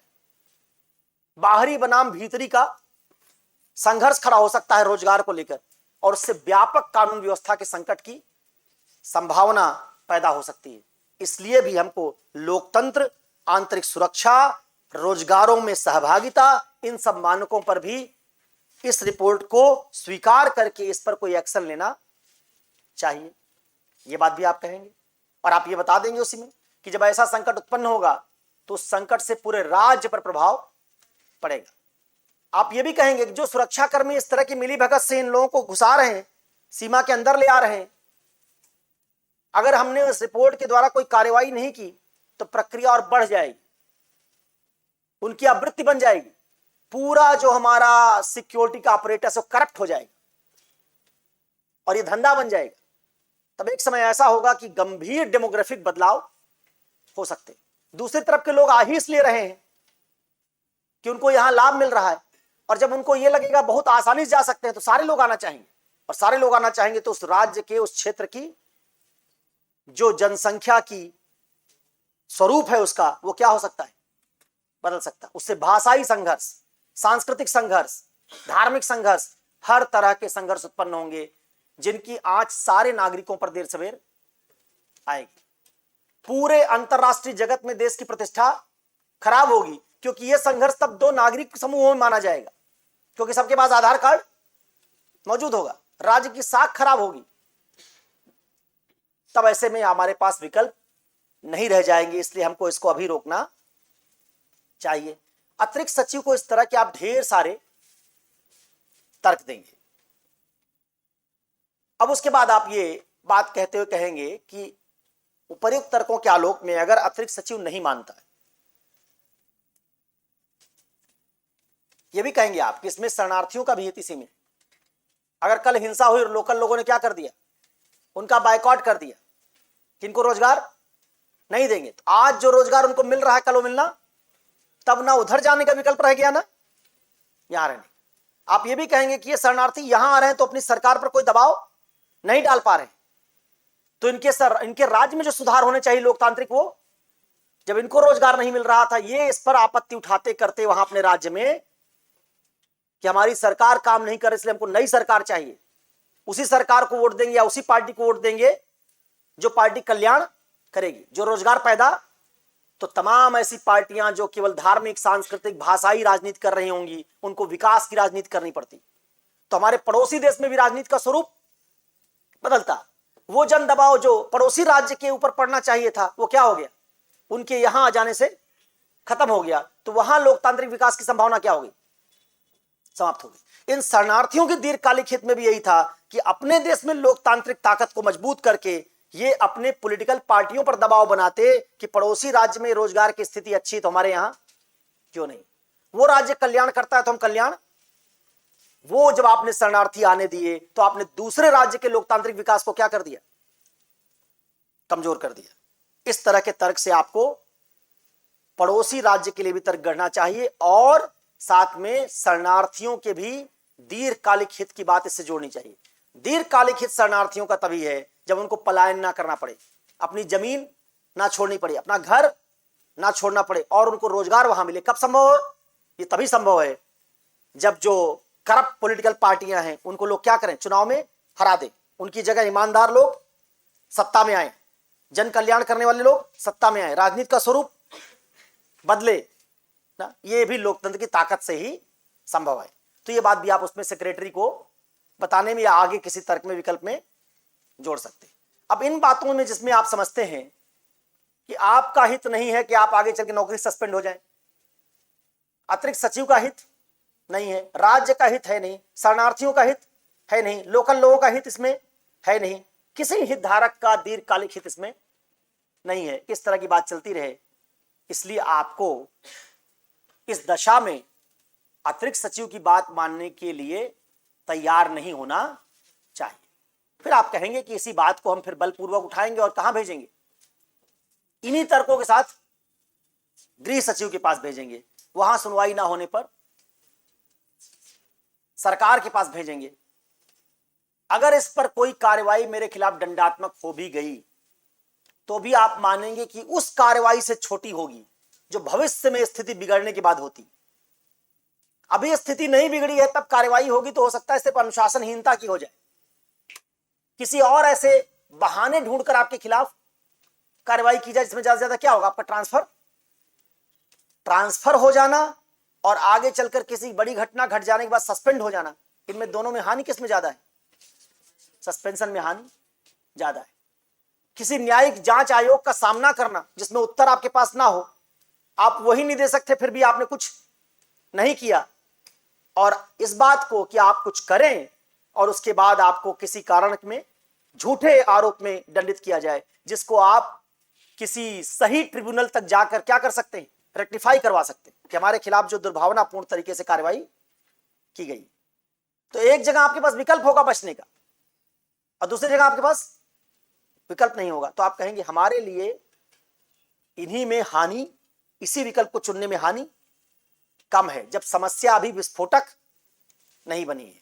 ठीक है, तुमने पढ़ा होगा कि पहले डिजास्टर मैनेजमेंट जब तुमने पढ़ा होगा तो पढ़ा होगा पहले क्राइसिस होती है, उसको नहीं मैनेज करते तो डिजास्टर हो जाता है। ठीक वही बात है, जब आप समस्या है थोड़ी छोटी उसको मैनेज कर लीजिए तो डिजास्टर नहीं होगा। आप इसको डिजास्टर बनने देंगे ना? अच्छा, डिजास्टर पहले आता है, चलिए वो टर्म हो सकता है मेरे ध्यान में ना आए, तो उसको चेंज कर लीजिएगा। डिजास्टर और क्राइसिस ये कह रहे हैं, क्राइसिस ज्यादा बड़ी बात है, तो आप यही कह दीजिएगा कि पहले डिजास्टर है उसको मैनेज कर दे, नहीं मैनेज करेंगे तो क्राइसिस होगी। स्केल का अंतर है, चलिए ठीक है, उसको चेंज कर लीजिएगा। अब अगर इसी तर्क से आप इसको यहां अप्लाई कर दीजिए और कह दीजिए कि हमारे पास अभी इसको मैनेज करने का विकल्प है। अगर ये क्राइसिस में तब्दील हो गया, कैटास्ट्रॉफी में तब्दील हो गया, बहुत भयानक आपदा में तब्दील हो गया, तब फिर उसको मैनेज करना मुश्किल होगा और तब उत्तरदायित्व जरूर तय होगा। उसमें बता देंगे आपकी जब दूसरे किसी तरह के संकट आएंगे तो उसमें मीडिया वगैरह सबका दबाव शामिल होगा, जनता का दबाव, मीडिया का दबाव, सरकार पर दबाव, जनमत, सब तरह के दबाव शामिल होंगे, उनको संभालना मुश्किल होगा। अब इसके बाद सवाल बचता है, ये तो इस क्रम में आगे बढ़ेंगे और आप कहेंगे फिर आखिर में कि जो विकल्प है कि रमेश को रिपोर्ट वापस ले लेनी चाहिए, उस विकल्प के पक्ष में तात्कालिक लाभ है। उसके गुण क्या है? तात्कालिक लाभ कौन सा लाभ है? रमेश अपने मां के प्रति जो उसका कर्तव्य है उसका पालन कर सकेगा, अपने बेटों के प्रति जो कर्तव्य है वो पालन कर सकेगा, विभाग में किसी तनाव की स्थिति पैदा होने से बचा पाएगा। और आप उसके गुण में ये भी कह सकते हैं कि सुरक्षा एजेंसियां जो काम कर रही हैं उनसे रमेश सीधे तौर पर उत्तरदायी नहीं है, मान लीजिए, कह देंगे। और कह देंगे इसलिए रमेश को उस पर ध्यान, रमेश को अपने कार्य पर ध्यान देना चाहिए, उसका जो कर्तव्य था उसने कर दिया, उसके उच्च अधिकारियों से सहमत नहीं है तो उसको उच्च अधिकारियों के आदेश का या सलाह का पालन करते हुए उस पर रिपोर्ट वापस ले लेनी चाहिए। तो उसमें आप कमांड स्ट्रक्चर का जिक्र कर देंगे कि उच्च अधिकारियों की बात मानना ये कार्य संस्कृति को ठीक रखने में मददगार होगा, माता के प्रति कर्तव्य, बेटों के प्रति कर्तव्य, इसका पालन करना भी नैतिक है, कोई अप्रिय स्थिति से विभाग में नहीं बनेगी, ठीक है। इस तरह की बात कह के आप कहेंगे इसके गुण, ये गुण है। दोस्त में आप कह देंगे कि जब हम किसी ऐसी सेवा में जाते हैं तो हमको पहले से पता होता है कि हमको व्यक्तिगत हित और सार्वजनिक हित या लोक हित में टकराव होने पर व्यक्तिगत हित छोड़ना पड़ेगा। तो जब हम इसको समझ के गए थे, क्यों गए थे उस पद पर, क्या ले आओगे, कौन सा कॉन्सेप्ट? एप्टीट्यूड।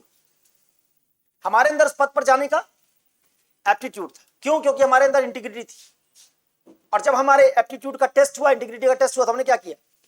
उसको त्याग दिया। इसका मतलब जिन मूल्यों और क्षमताओं के आधार पर हमने पद लिया, पद मिलने के बाद उन्हीं मूल्यों को छोड़ दिया। यह संगत बात नहीं है। मुझे यह पद इसीलिए मिला होगा कि जब भी लोकहित और स्वहित में टकराव होगा तो मैं लोकहित को चुनूंगा। इस आधार पर पद लिया और पद लेने के बाद स्वहित पूरा करने लगा और स्वहित के कारण लोकहित को छोड़ दिया, तो ये तो आदर्श का उल्लंघन। जिस बात को मैं जानकर आया था, भली भांति जानकर आया था कि इस विभाग में जाने पर ऐसी चुनौतियां आएंगी, जानने के बाद भी मैंने इस विभाग का चयन किया। और जब ऐसी चुनौती आई तो मैंने चुनौती में मूल्य का साथ, विभागीय मूल्य का साथ या अपने पद के मूल्य का साथ नहीं दिया। तो आप जानबूझकर क्या कर रहे हैं? गलत काम करने के, अनैतिक काम करने के दोषी। आप इस पद के जोखिम को पहले से जानते रहे होंगे, तो आपके पास क्या विकल्प था? आप इस पद पर जाएं और या तो ना जाएं। आपको पता था कि जोखिम आएगा, तो आपको जोखिम ना लेने वाला पद चुनना चाहिए था। जैसे उदाहरण दिया था कि कोई आदमी सेना में जाए और जब लड़ाई छिड़ जाए तो हम लड़ेंगे नहीं क्योंकि इसमें जोखिम है। तो हम कहेंगे भाई सेना में क्यों गए? तुम खिलाड़ी बन जाते, कबड्डी खेलते, अच्छा तुम्हारे पास कौशल था, उससे खेलते, कुछ और करते। ऐसा काम क्यों किया तुमने? पेशेवर खिलाड़ी बन जाते, किसी कंपनी में नौकरी कर लेते। सेना में क्यों गए? सेना में जाओगे और बाद में कहोगे जोखिम नहीं लेंगे, ठीक नहीं है। वैसे तुम सुरक्षा एजेंसियों वाले क्षेत्र में काम करने जाओगे और कहोगे हम स्वहित के लिए काम करेंगे, ये ठीक नहीं है। इस तरह से आप इसमें बात करेंगे। और अंत में है, पड़ोसी देश से अवैध प्रवासियों की घुसपैठ के खतरे से निपटने के लिए आप किन नीतिगत उपायों को सुझाएंगे?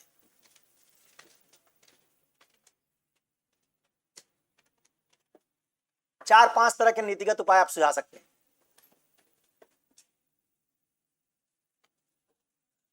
आप कह सकते हैं कि मानवतावादी नैतिकता के हिसाब से राज्य को सीमावर्ती क्षेत्र के दूसरे राज्य के नागरिकों को भी जरूरी एड सहायता मुहैया करानी चाहिए मानवीय आधार पर, जिससे उनके जीवन यापन की बेसिक बुनियादी जरूरतें पूरी हो सकें और हमारा दूसरे देश के साथ रिश्ता भी मजबूत हो सके। इसको औपचारिक करना चाहिए। जो अनौपचारिक तौर पर हो रहा है कि वहां के लोग भागी आ रहे हैं, सारा दायित्व तो आपके ऊपर आ ही जा रहा है, उसके बजाय क्यों ना हम उनको इस तरह की एड का कुछ प्रावधान करें। दूसरे राज्यों में क्या करें? कौशल विकास, क्षमता निर्माण, कुछ बुनियादी क्षेत्रों में सहायता, मानवीय विकास के सूचकांक में उनकी मदद करें। इस तरह की मदद करके उन नागरिकों में क्षमता निर्माण करें जिससे वो अपने देश में रोजगार पा सकें। नागरिकों में भी गुडविल बनेगी दूसरे राज्य के। तो कहोगे कि एक राज्य को बजट बनाना चाहिए ऐसा, उससे क्या होगा? घुसपैठ के लिए बहुत सारे सुरक्षा बलों पर दबाव कम हो जाएगा। यहां आएंगे तो हमारे नागरिकों का रोजगार जो छिन रहा है वो खत्म हो जाएगा। अल्टीमेटली हमारे नागरिक बन जाते हैं तो उनके कल्याण की पूरी जिम्मेवारी हम उठाते हैं, उससे हम मुक्त हो जाएंगे। हमारा जनसंख्या विस्फोट हो रहा है, उससे मुक्त हो जाएंगे। हमारे रिसोर्स पर दबाव पड़ रहा है, उससे मुक्त हो जाएंगे। इसके बजाय हमको अल्पकालिक क्षमता निर्माण का उपाय, जिसमें राज्य कह सकता है कि हम सीमावर्ती क्षेत्र के नागरिकों के क्षमता निर्माण के लिए कुछ प्रयास करेंगे, जिनमें कौशल निर्माण, कौशल विकास, स्किल डेवलपमेंट, कुछ बुनियादी शिक्षा के ढांचे में मदद, रोजगारोन्मुखी कुछ अन्य बातों में मदद, बुनियादी जरूरतों की पूर्ति। एक तो मानवीय आधार पर आपको सुझाना चाहिए कि राज्य को करना चाहिए। दूसरा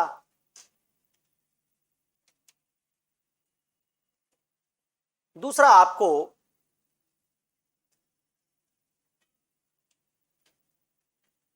इस मामले में, चूंकि बहुत सारी एजेंसियां इन्वॉल्व हैं जिनके बिना यह संभव, आधार कार्ड बन जा रहा है, उनके तमाम डॉक्यूमेंट्स बन जा रहे हैं, वहां सुरक्षा कर्मी मिलकर उनको क्या कर दे रहे हैं? अंदर आने दे रहे हैं। तो कई स्तरों पर गड़बड़ी। जब आप गड़बड़ी पहचान गए हैं तो इसका मतलब है कि आपको सीमावर्ती क्षेत्रों में जो डॉक्यूमेंट्स हैं जिससे कोई नागरिकता का क्लेम कर सकता है, उनके फर्जीवाड़े को रोकने के लिए आपको प्रणाली में बदलाव करने की जरूरत है। क्या करने की जरूरत है? आप कह देंगे कि मानवीय विवेक के आधार पर जो ये कार्ड इशू किए जाते हैं, आप आए और एक अधिकारी ने अपने विवेक के आधार पर आपको आधार कार्ड बनाकर दे दिया। ऐसे क्षेत्रों के लिए जरूरी हो जाना चाहिए कि ये सारा डेटा कंप्यूटराइज्ड किया जाए, उसमें 2-3 लेयर के अप्रूवल के बाद ही सीमावर्ती क्षेत्रों में नया आधार कार्ड बनाया जाए, उनका प्रॉपर वेरिफिकेशन हो। ठीक वैसा वेरिफिकेशन जैसा कई बार हम पासपोर्ट बनाते समय करते हैं। उस वेरिफिकेशन से क्या होगा? जो एटीट्यूड बन गया है फर्जीवाड़े का, वो टूटेगा। और किसी एक एजेंसी के पास ताकत, इसका डिसेंट्रलाइजेशन कर दो, विकेंद्रीकरण कर दो कि 2-3 विभागों की संस्तुति के बाद तब आधार कार्ड बन पाएगा। एक ही आदमी के पास ताकत नहीं होगी। और इसके तमाम डेटा को डिजिटलाइज कर दो, जिस पर कोई भी नया डेटा जोड़ने से पहले जिन अधिकारियों ने आधार कार्ड बनाया, जैसे मान लो एक राज्य है, उस राज्य में 16 लाख लोग हैं जिन लोगों के पास आधार कार्ड है, सपोज करो। अब मान लो उसमें तुम हर साल 20,000 लोग जोड़ते हो, तो 20,000 लोगों की लिस्ट नई होनी चाहिए, जो आधार कार्ड मिलने के बावजूद 1-2 साल की सीमा या 3 साल की सीमा के बीच उसका रिव्यू कभी भी हो सकता है, उसका औचक फिर से निरीक्षण किया जा सकता है।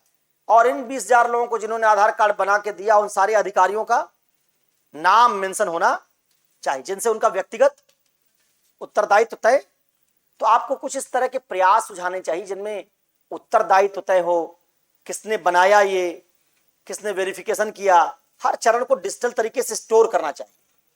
इसका औचक निरीक्षण, स्क्रीनिंग होनी चाहिए। 20,000 लोग इस साल जो जुड़े, उनमें से 3,000 लोगों का हम फिजिकल सत्यापन कर सकेंगे। और टीम कहां से जाएगी? सेंट्रल गवर्नमेंट जाएगी, दूसरे राज्य से जाएगी ना, जिनका वहां स्थायी हित जुड़ा हुआ ना हो, जहां हितों का टकराव वाला मामला ना आए, वो लोग जाएंगे और उससे एक तरह के इस तरह के भ्रष्टाचार में कमी आएगी। तो जो लोग ऐसा कर रहे हैं उनके संदर्भ में बात आएगी। तीसरी बात आप यही कह सकते हैं कि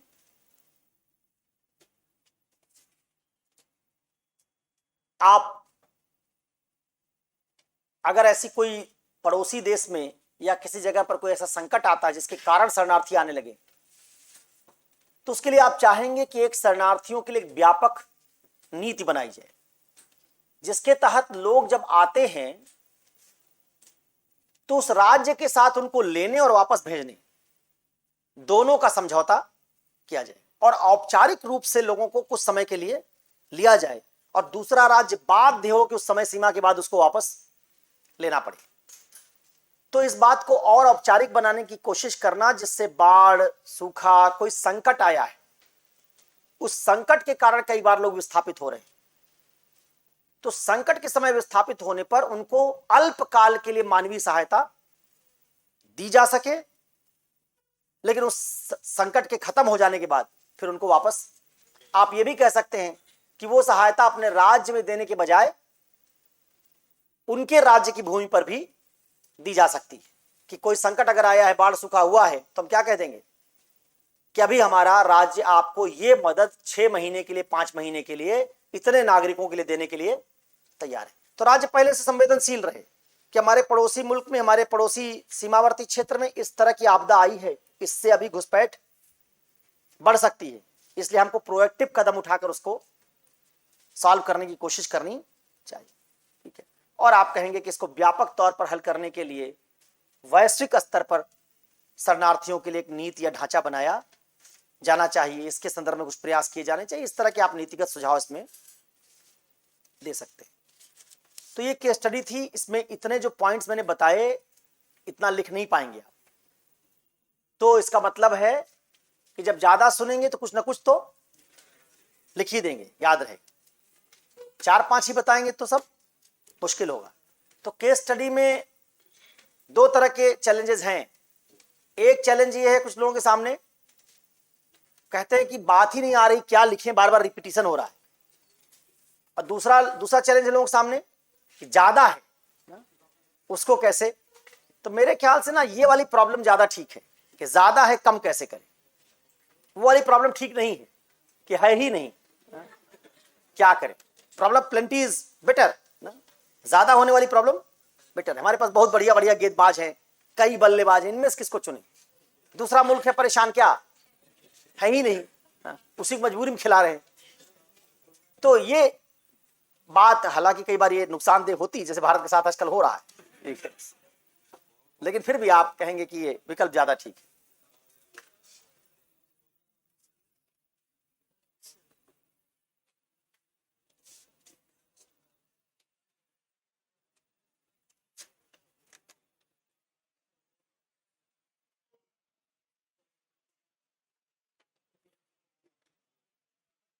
इस रफ्तार से तो हम लोग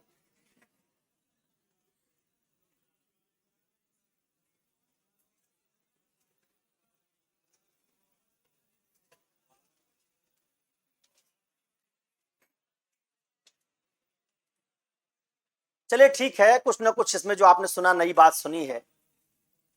तो लोकतंत्र वाला तर्क नया है आपके लिए, और अलग अलग केस स्टडी में अलग अलग तरह के तर्क की जरूरत पड़ती रहती है कभी कभी, तो उसमें इसका इस्तेमाल कर लीजिएगा।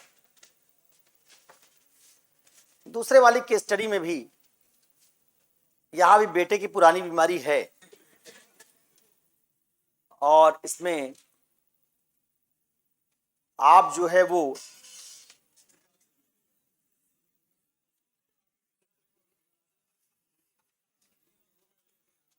एक चैनल में पत्रकार हैं,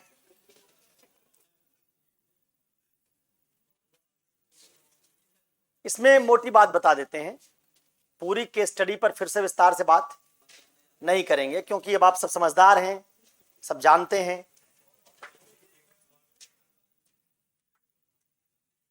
ये तो रमेश जी ही हैं।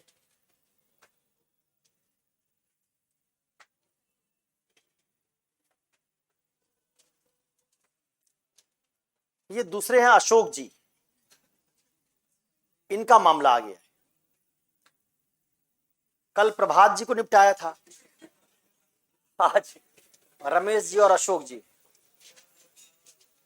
अब देखिए क्या कर रहे हैं।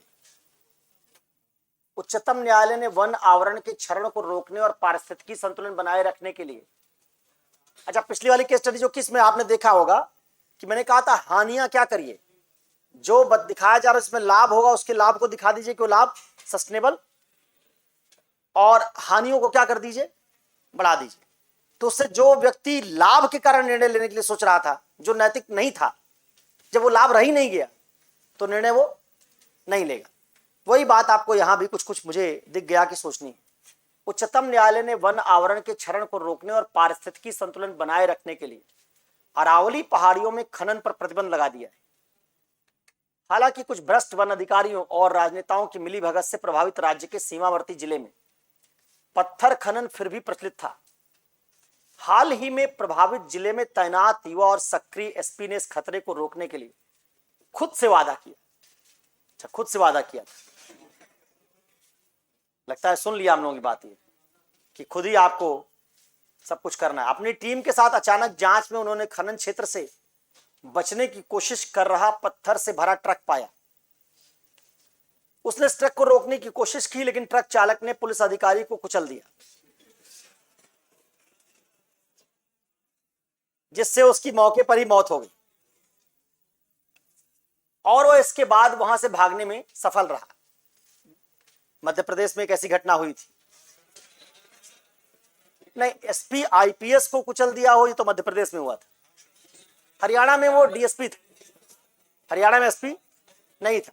और जिस आईपीएस की बात है वो नरेंद्र ना, एक नरेंद्र नाम का आईपीएस था जिसकी इस तरह से, और उनकी पत्नी मुझे नहीं याद, अगर ठीक से याद आ रहा है तो उनकी पत्नी भी आईएएस, तो पत्नी आईएएस थी, पति आईएएस आईपीएस था, मध्य प्रदेश में पोस्टिंग थी और ऐसी घटना हुई थी जिससे उसकी मौके पर मौत हो गई और उसके बाद वहां से भागने में सफल रहा। पुलिस ने प्रथम सूचना रिपोर्ट एफआईआर दर्ज की, लेकिन करीब 3 महीने तक मामले में कोई सफलता हासिल नहीं हुई। अशोक जो प्रमुख टीवी चैनल के साथ काम कर रहे खोजी पत्रकार थे, ने स्वतः संज्ञान से मामले की जांच शुरू की। 1 महीने में ही अशोक को स्थानीय लोगों, पत्थर खनन माफिया और सरकारी अधिकारियों से बातचीत कर सफलता मिली। उन्होंने अपनी खोजी रिपोर्ट तैयार की और टीवी चैनल के सीएमडी के सामने पेश की। उन्होंने अपनी जांच रिपोर्ट में भ्रष्ट पुलिस और सिविल अधिकारियों तथा राजनेताओं के आशीर्वाद से काम करने वाले पत्थर माफिया की पूरी गठजोड़ का खुलासा किया। माफिया में शामिल राजनेता कोई और नहीं बल्कि स्थानीय विधायक थे।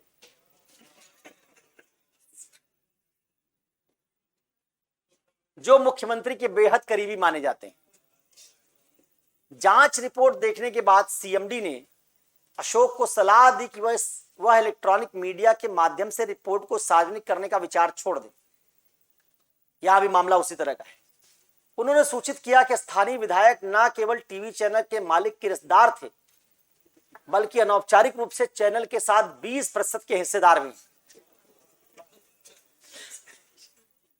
सीएमडी ने अशोक को आगे बताया कि अगर वह जांच रिपोर्ट उन्हें सौंप दे तो उनके बेटे की पुरानी बीमारी के लिए टीवी चैनल से उधार लिए गए 10 लाख रुपए के सॉफ्ट लोन के अलावा उनकी आगे की पदोन्नति और वेतन में बढ़ोतरी का ध्यान रखा जाएगा। इस स्थिति से निपटने के लिए अशोक के पास क्या विकल्प उपलब्ध है और अशोक द्वारा चिन्हित किए गए प्रत्येक विकल्प का समालोचनात्मक मूल्यांकन परीक्षण कीजिए। अशोक को किन नैतिक दुविधाओं का सामना करना पड़ रहा है? आपको क्या लगता है कि अशोक के लिए किस विकल्प को अपनाना सबसे उपयुक्त होगा और क्यों?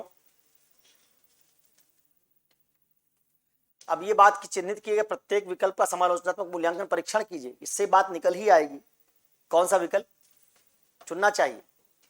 उपर्युक्त परिदृश्य में आप ऐसे जिलों में तैनात पुलिस अधिकारियों के लिए किस प्रकार के प्रशिक्षण का सुझाव देंगे जहां पत्थर खनन की अवैध गतिविधियां प्रचलित हैं? वही कि वो अपने आप को उस तरह का सिंघम फिल्म देख के ना,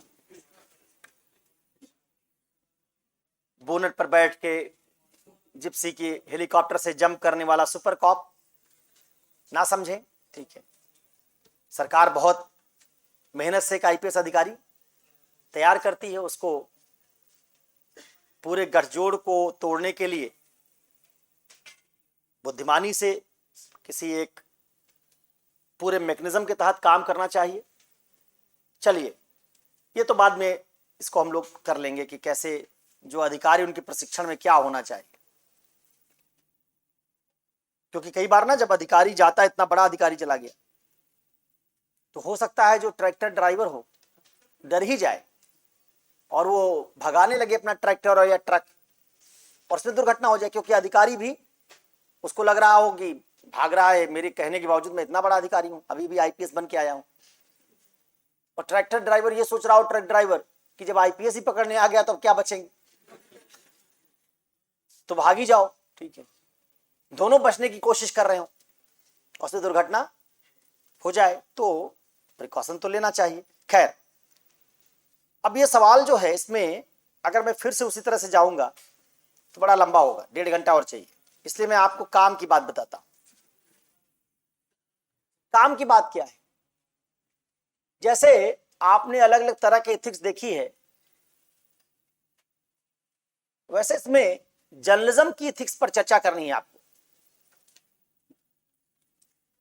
एथिक्स ऑफ जर्नलिज्म, और बताना है कि कैसे जो जर्नलिज्म है उसकी इथिक्स का पूरा मॉडल पूरे राज्य के व्यापक हित के लिए गढ़ा गया है। कहते हैं ना लोग कि मीडिया प्रेस चौथा खंभा है, तो उस चौथे खंभे का आइडिया क्या है जिसमें आप कहते हैं फ्री और फेयर जर्नलिज्म, स्वतंत्र और निष्पक्ष, और कई बार लोग कहते हैं निर्भीक भी। स्वतंत्र, निष्पक्ष और निर्भीक पत्रकारिता, उसमें किस तरह के गुण पत्रकार में होने चाहिए, यहां भी एप्टीट्यूड का मामला है। जैसे एक ऐसे आदमी को सेना में नहीं जाना चाहिए जो लड़ना नहीं चाहता, सेना में चला तो गया लेकिन युद्ध होने पर लड़ना। ऐसे आदमी को रक्षा सेवाओं में नहीं जाना चाहिए, ऐसे आदमी को निदेशक नहीं बनना चाहिए था पिछली केस स्टडी में, जो सिविल सेवा की चुनौतियों को स्वीकार करने के लिए तैयार नहीं है। ठीक वैसे ऐसे आदमी को पत्रकार भी नहीं बनना चाहिए जो पत्रकारिता को रोजी रोटी के लिए चुन रहा। हर काम का एक दायित्व है, आपकी उस काम से रोजी रोटी चलती है ये एक सेकेंडरी बात, लेकिन आपकी रोजी रोटी से उस संस्था के लक्ष्य बहुत बड़े। अपनी रोजी रोटी के चक्कर में आप संस्था को तबाह नहीं कर सकते। इससे बेहतर होगा कि ऐसे लोग संस्था से क्या रहें, बाहर रह के कोई दूसरा जरिया ढूंढ के अपनी रोजी रोटी कमाएं।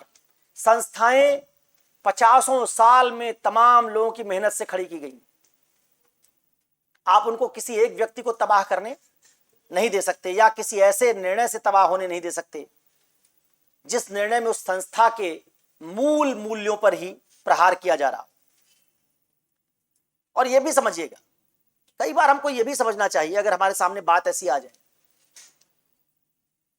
कि अगर सब लोग ऐसे अपने अपने लाभ को सोचने लगे, तो ये उदाहरण दीजिएगा, कल ही मैं किसी से बात करते हुए कह रहा था आपकी क्लास से ही, उदाहरण दीजिएगा कि अगर सब लोग ऐसे सोचने लगे कि हमको जोखिम नहीं लेना, हमको जोखिम नहीं लेना, तो भारत का स्वतंत्रता आंदोलन हो सकता था। आप 200 साल और गुलाम रहते, क्योंकि हर आदमी क्या सोचता, मेरी मां बीमार है, किसी का बेटा बीमार है, किसी के बच्चे की पढ़ाई चल रही है, कोई खुद ही अभी स्टूडेंट है, कैरियर के लिए देख रहा है, तो कौन निकलता है? ये जो बड़े बड़े आंदोलन, असहयोग आंदोलन, भारत छोड़ो आंदोलन आप करते थे, कोई मजदूरी कर रहा वो क्यों जाए, अपनी मजदूरी क्यों छोड़े, कोई वकील अपनी वकालत क्यों छोड़े, कोई जेल क्यों जाए? अरे इस देश में सैकड़ों हजारों लोग जेल में ठूसे गए, अपने अधिकार उन्होंने छोड़े, तब आज आप सिविल सेवा में जा रहे हैं, जो भारत की सिविल सेवा है। नहीं, अभी भी क्राउन की सिविल सेवा रही होती, हो सकता है हम लोग भी गा रहे होते लॉन्ग लिव द किंग, गा रहे होते कि नहीं गा रहे होते? तो फिर आप ये कैसे मानते हैं कि दुनिया में कोई अच्छाई बिना किसी चुनौती, बिना किसी संघर्ष किया जाए?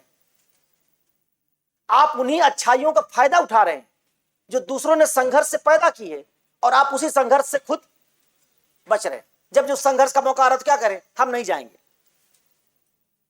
तो ये तो बिल्कुल वैसी बात हो गई कि आप फाउंडेशन के बिना इमारत खड़ी करना चाहते हैं।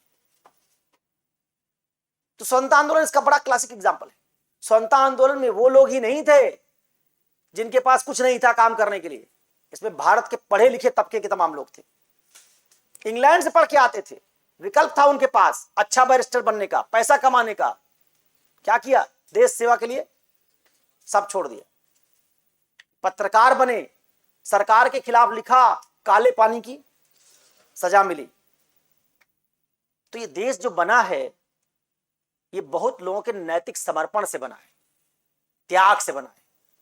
हम उतना त्याग तो नहीं कर पाएंगे, लेकिन अगर हम इस बात को समझते हैं कि ऐसे ही हर अच्छाई के लिए कभी ना कभी किसी न किसी जनरेशन को आगे आना पड़ता है, तभी उस अच्छाई से आगे की कुछ जनरेशंस कुछ समय तक उस लाभ को ले पाती। कब तक ले पाएंगी, तब तक ले पाएंगी जब तक दूसरी कोई जनरेशन भी उसी तरह के त्याग बलिदान के मूल्य को आगे, जैसे आगे आने वाली जनरेशन लंबे समय तक उस पहले मिले लाभ को भोगते हुए सुविधा भोगी हो जाएगी और नैतिकताओं का साथ छोड़ती चली जाएगी, तो जितने लाभ हमारे स्वतंत्रता आंदोलन के लोगों ने दिलवाए थे वो अब धीरे धीरे क्या हो जाएंगे, लुप्त हो जाएंगे। बस अंतर क्या होगा, पहले अंग्रेज हमको लूट रहे थे, अब हमारे भीतर के लोग ही हमको लूटना शुरू कर देंगे। सिविल सेवा में बैठे अधिकारी लूटेंगे, पुलिस वाले लूटेंगे, सुरक्षा एजेंसियां लूटेंगी, इंजीनियर लूटेंगे, हर आदमी लूट रहा है। वहां तो यहां का पैसा कहां जा रहा था, इंग्लैंड जा रहा था। यहां का पैसा, जनता का धन यहीं के लोग लूट ले रहे हैं, अपने घर में भर ले रहे हैं। अलमारी में बंद किया हुआ है, फर्श तोड़वा के उसके नीचे भरवा दिया है, अलग अलग जगहों पर दबाया हुआ है। तो ये बात समझ अगर आपको आती है तो फिर आप, अगर आप ये समझते हैं कि आज आप आजाद हैं, ये अच्छा हुआ, तो ये अच्छाई आपके पास इसीलिए उपलब्ध है क्योंकि कुछ लोगों ने अपने तत्कालीन स्वार्थ के बारे में नहीं सोचा था। अगर वो लोग भी अपने तत्कालीन स्वार्थ के बारे में सोचते तो जिस अच्छाई का आज आप उपभोग कर रहे हैं वो अच्छाई आपके पास नहीं होती। तो दुनिया में अच्छाइयों की डोज हमेशा समय समय पर देनी होती। ये बूस्टर डोज है। मेन टीका कब लगा था, स्वतंत्रता आंदोलन के समय। उसके बाद समय समय बूस्टर डोज देते रहोगे तो क्या होगा, वो जो हमारा प्रतिरोधी तंत्र है वो बना रहेगा। नहीं तो कोई ओमिक्रॉन वेरिएंट आएगा और तुमको चपेट में ले लेगा। तो वैसे ही मामला है, ठीक है। तो इससे आप समझ सकते हैं इससे क्या होता है। देखिए, कई बार सवाल लिखना एक मेंटल फ्रेम है। हम खुद ही उतना कन्विंस नहीं होते कैसे कहते रमेश को, कैसे कहते अशोक को। पहले क्या आना चाहिए, अंदर से बात आनी चाहिए, उदाहरण बनने चाहिए। उदाहरण कब बनते हैं, जब तुम इस पर लगातार सोचते हो तो इस तरह के तर्क बनते हैं कि क्या जितनी अच्छाइयों का हम उपभोग कर रहे हैं उन अच्छाइयों के लिए कोई त्याग नहीं हुआ क्या। सामान्य बात देख लो, माता पिता अपने बहुत सुख छोड़ते हैं तब बच्चे की जिंदगी तैयार कर पाते। माता पिता निहायत अपने सुख के संदर्भ में सोचने लग जाए तो कोई बच्चा अच्छी परवरिश नहीं पा सकता है।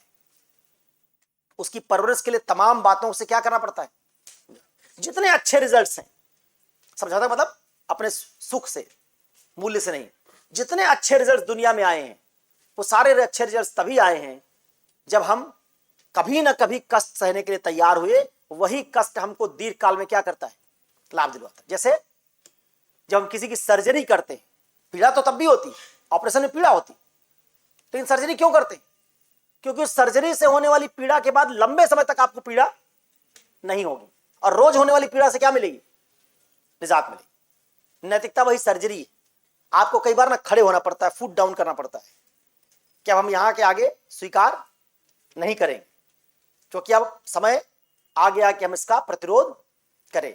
तो वही बात इसमें आपको, इसी आइडिया के साथ आपको इसमें सलाह देनी होती है। तो आपको बताना होगा अशोक को, मोटे तौर पर जो बात मुख्य बात है, अशोक को बताना होगा कि जिस संस्था में तुम काम कर रहे हो जर्नलिज्म में, वहां के मूल्य ही यही है कि तुमको निर्भीक पत्रकारिता करनी है। तुम जब आए होगे तभी तुमको पता होगा कि तुम जब वैसे रिपोर्टिंग करोगे तुमको कभी कभी जोखिम उठाना पड़ सकता है। तुमको पता रहा होगा कि तुमको सच बोलना है, तो तुमने पत्रकारिता की नैतिकता को जानते हुए, संस्था के लक्ष्य को जानते हुए इसका चयन किया, और जब मौका आया तो तुम क्या सोच रहे हो? पीछे हट जाए, ये ठीक? इसका मतलब ये विकल्प अशोक के पास उपलब्ध नहीं है। दूसरी बात अशोक के संदर्भ में बतानी है आपको, कहना इसमें अशोक का नुकसान नहीं है। राज्य में बहुत पत्रकार है जो नौकरी कर रहे हैं, भीड़ है ऐसे पत्रकारों, उनको कोई सुनना नहीं चाहता। दीर्घ काल में अनैतिक पत्रकार अपना चार्म खो बैठते और उनका ऑरा नष्ट हो जाता है।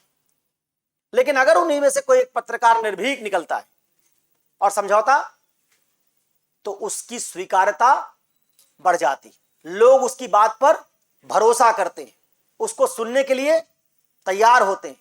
तो अशोक के लिए अवसर है, ये नुकसान नहीं है, अशोक का अवसर है।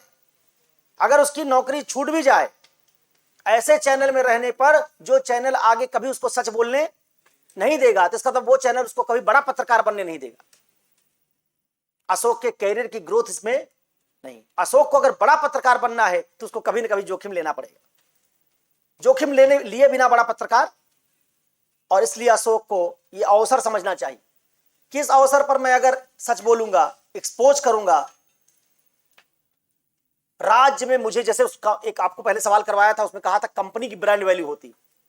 लाभ कैसे मिलता है? कंपनी की ब्रांड वैल्यू से, केवल सामान बेचने से नहीं, वैसे इंसान में भी उसकी ब्रांड वैल्यू होती।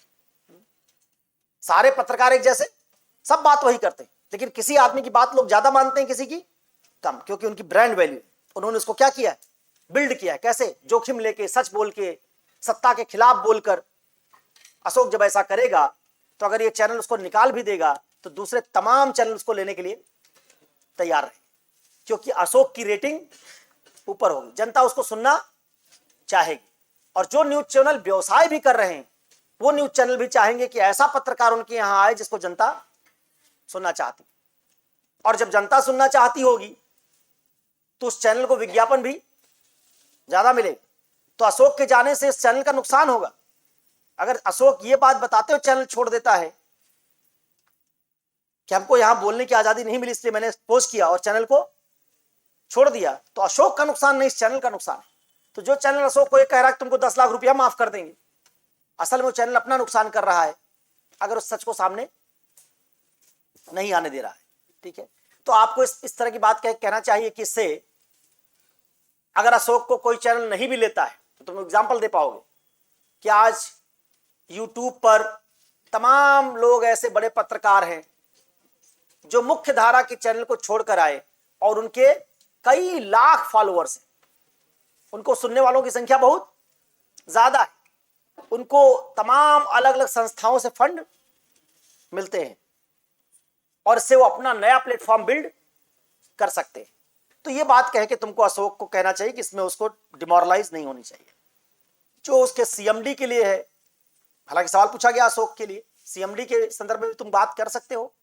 वही बात जो मैंने बताई कि अगर ये चैनल व्यवसाय भी कर रहा है न्यूज के साथ, तो भी उसको अशोक को बनाए रखने में ही उसका लाभ है। ठीक है, तीसरी बात तुम करोगे रेत खनन, पर्यावरण वगैरह के मामले से, कहोगे पर्यावरण से होने वाला विनाश सबके जीवन में नुकसान पहुंचाएगा। ये हम लोगों ने लगातार अपनी दुनिया में देखा है। इसलिए ऐसे नुकसान की अनदेखी करना यह दीर्घ काल में अपने सारे हितों को छोड़ने जैसा है। इसलिए भी अशोक को किसका हित बताओगे? कहोगे किसानों का हित। जलवायु परिवर्तन हो रहा है, पर्यावरण के क्षरण से नदियों का अगर तुम उनका जो कैचमेंट एरिया उसको प्रभावित कर रहे हो, उसे बाढ़ आ रही है, तो इससे किसान, इससे गांव वाले, इससे बहुत सारे जनता के हित प्रभावित हो रहे हैं। उनका उल्लेख करते हुए कहना चाहिए कि इसमें महत्तम लोगों का हित है अगर अशोक इसके खिलाफ आवाज नहीं उठाता। रूल ऑफ लॉ की बात करोगे कि राज्य विधियां बना रहा है और विधियों का पालन राज्य के लोग ही नहीं कर रहे हैं, तो फिर विधियों की उपादेयता क्या बचेगी? इससे तो राज्य की अथॉरिटी, जो राज्य का शासन है, उसका आइडिया ही डाइल्यूट होता चला जाएगा और कोई नागरिक उसके कानून का आगे पालन नहीं करेगा। राज्य की संस्थाओं पर लोगों का भरोसा कम होता जाएगा। विधायक के बारे में कहा है, जनप्रतिनिधि है, इसलिए इस लिहाज से बात करोगे। जब तक ऐसे जनप्रतिनिधि एक्सपोज्ड, तब तक राजनीति साफ नहीं होगी, और सही जनप्रतिनिधि जिनको जनता का प्रतिनिधि होना चाहिए वो नहीं आ पाएंगे, क्योंकि ऐसे लोग क्या करेंगे, इसी तरह के अवैध खनन से मिली कमाई से हमारे लोकतंत्र को क्या करते हैं, पॉल्यूट करते हैं, उससे वोट खरीद लेते हैं। तो अगर हम लोगों के काला धन को बनने देंगे तो उस काले धन का इस्तेमाल वो चुनाव में करेंगे और चुनाव जीत जाएंगे, तो क्या होगा, जो जनता के सेवक नहीं वही सब चुनाव जीतेंगे और हमारे पूरे राजनीति में काले धन का प्रयोग होगा। परिणाम स्वरूप हमारी राजनीतिक शुचिता, प्रॉबिटी नष्ट हो जाएगी, किसकी, पॉलिटिक्स की। और सबसे हाईएस्ट डिसीजन मेकिंग बॉडी कौन है, पॉलिटिक्स। पॉलिटिक्स की शुचिता नष्ट तो उसके अधीन काम करने वाली ब्यूरोक्रेसी की खत्म, ब्यूरोक्रेसी की खत्म तो कर्मचारी तंत्र की ऊपर से नीचे तक पूरे शासन की शुचिता क्या हो जाएगी, खत्म हो जाएगी। इसी धन का प्रयोग चुनाव में होगा, उससे जनमत को प्रभावित किया जाएगा, उत्तरदायी शासन की अवधारणा खत्म हो जाएगी। तो तमाम ऐसे हानियां बताओ जो डेमोक्रेसी में आएंगी, ब्लैक मनी से आएंगी, जनमत को प्रभावित करने से आएंगी, जर्नलिस्टिक एथिक्स से, मीडिया की एथिक्स से आएंगी। ठीक है, अशोक के अपने हानियों को दिखाओ कि उसकी हानि नहीं होगी, तो जिस हानि के कारण वो निर्णय लेने से डर रहा, वो हानि असल में उसकी हानि है ही नहीं, बल्कि उल्टा उसमें उस निर्णय को लेने में। इस तरीके से इसके स्टडी को आपको सॉल्व करना। तो मैंने एक एक स्टेप पर बात नहीं की, दुविधा क्या है, ये क्या है, मोटे तौर पर आपको बताया कि इसमें लोकतंत्र को ले आओ क्योंकि विधायक का मामला है, इसमें जर्नलिज्म को ले आओ क्योंकि मीडिया का मामला है। ठीक है, अशोक को भी ले आओ और इस तरीके से आपको इसमें पर्यावरण को भी ले आओ क्योंकि पर्यावरण का मामला है, पर्यावरण से हम सबका हित। उसमें उदाहरण दे सकते हो, अभी दे सकते हो कि पर्यावरणीय आपदा हम लोगों ने देखा पाकिस्तान में जिस तरह से आई है, और $30 बिलियन का कहा जा रहा है कि नुकसान है, $30 बिलियन का। तो ये बात कहोगे, एटीट्यूड की बात कहोगे, इससे लोगों में एटीट्यूड विकसित होगा कि राज्य के कानूनों का पालन नहीं करेंगे, तो इसमें आवृत्ति की समस्या है। इस तरह से कई बातों को तुमको कहना चाहिए और इस सवाल को ऐसे हल कर सकते हो।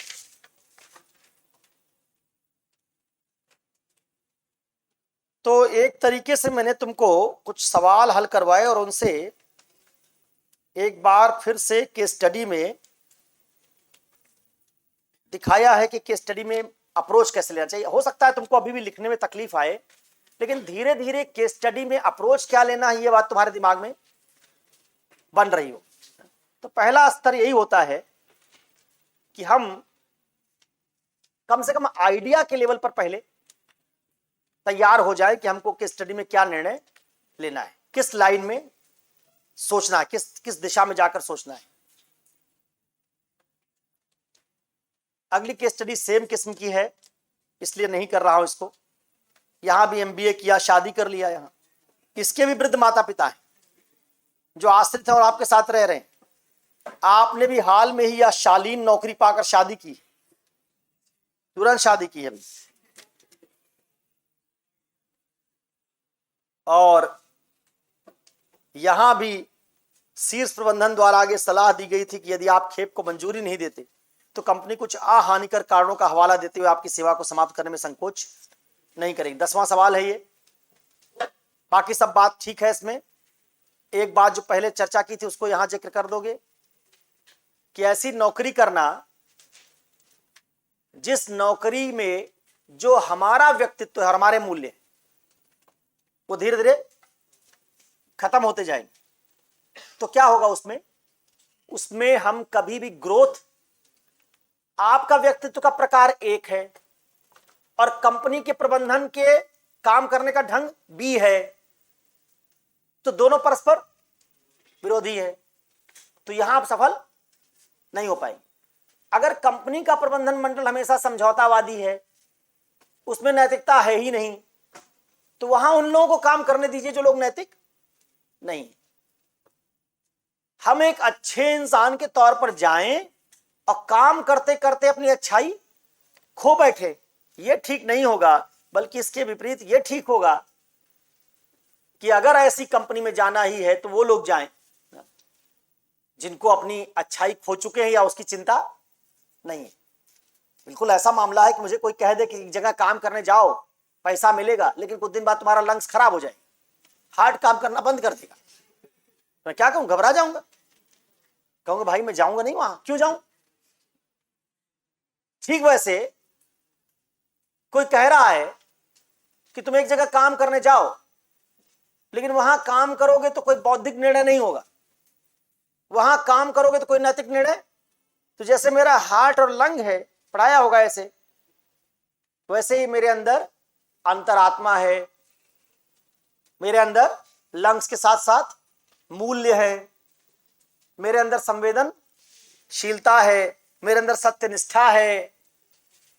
और तुम क्या कह रहे हो, काम करो और अपने लंग्स की तरह अपनी सत्यनिष्ठा को निकाल दो। तुम कह रहे हो काम करो, अपनी संवेदनशीलता छोड़ दो। तो जब मैं सब छोड़ ही दूंगा तो पशु और मानव में क्या अंतर रह जाएगा। तब क्या पढ़ाया था, ये जो कथन था मिल का, it is better to be a dissatisfied human being rather than becoming a satisfied pig. एक संतुष्ट सुअर की तुलना में असंतुष्ट मनुष्य बनना ज्यादा बेहतर है। तो तुम मनुष्य बने किस लिए हो, सुअर क्यों नहीं बन जाते। मतलब क्या पढ़ाया था, मनुष्य और पशु में क्या अंतर है, नैतिकता का। मनुष्य और पशु में क्या अंतर है, संवेदनशीलता का। मनुष्य और पशु में क्या अंतर है, मूल्यों का, बौद्धिकता का। अगर हम ये सब छोड़ दें तो क्या बचेंगे, केवल एक शरीर। और शरीर किसके पास है, दोनों बराबर हो गए। तो हम क्या किए, नौकरी में आगे बढ़े, गए थे मनुष्य के तौर पर, और कुछ दिन बाद पशु होकर निकल आए वहां से। तो मिल का स्टेटमेंट कोट करोगे कि भाई फिर तो ये कथन ही बेकार हो गया कि it is better to be a dissatisfied Socrates rather than becoming a satisfied human being. एक सुकरात असंतुष्ट है तो उसको बनना ज्यादा अच्छा है संतुष्ट मनुष्य की तुलना में। सुकरात को क्या कहते हैं, महान कहते हैं। क्यों महान कहते हैं, रुपया पैसा कमा रहा था, शारीरिक सुख भोग रहा था क्या, नहीं।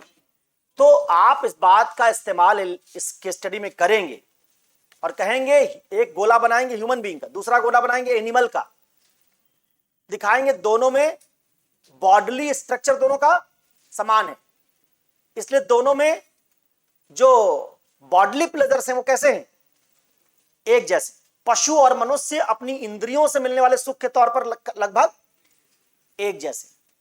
मनुष्य में क्या अंतर है, मनुष्य वाला घोड़ा बला कर दोगे क्या होगा, उसी शरीर के अलावा हम क्या हैं, शरीर के अलावा हम बौद्धिक, भावनात्मक, सत्यनिष्ठा वाले, नैतिक, आध्यात्मिक, पता नहीं क्या क्या प्राणी। और इतना सारा गोला लेके हम जा रहे हैं और वहां से एक गोला लेके लौट रहे, इतना लेके गए थे और नौकरी करते करते क्या किए, सब छोड़ आए।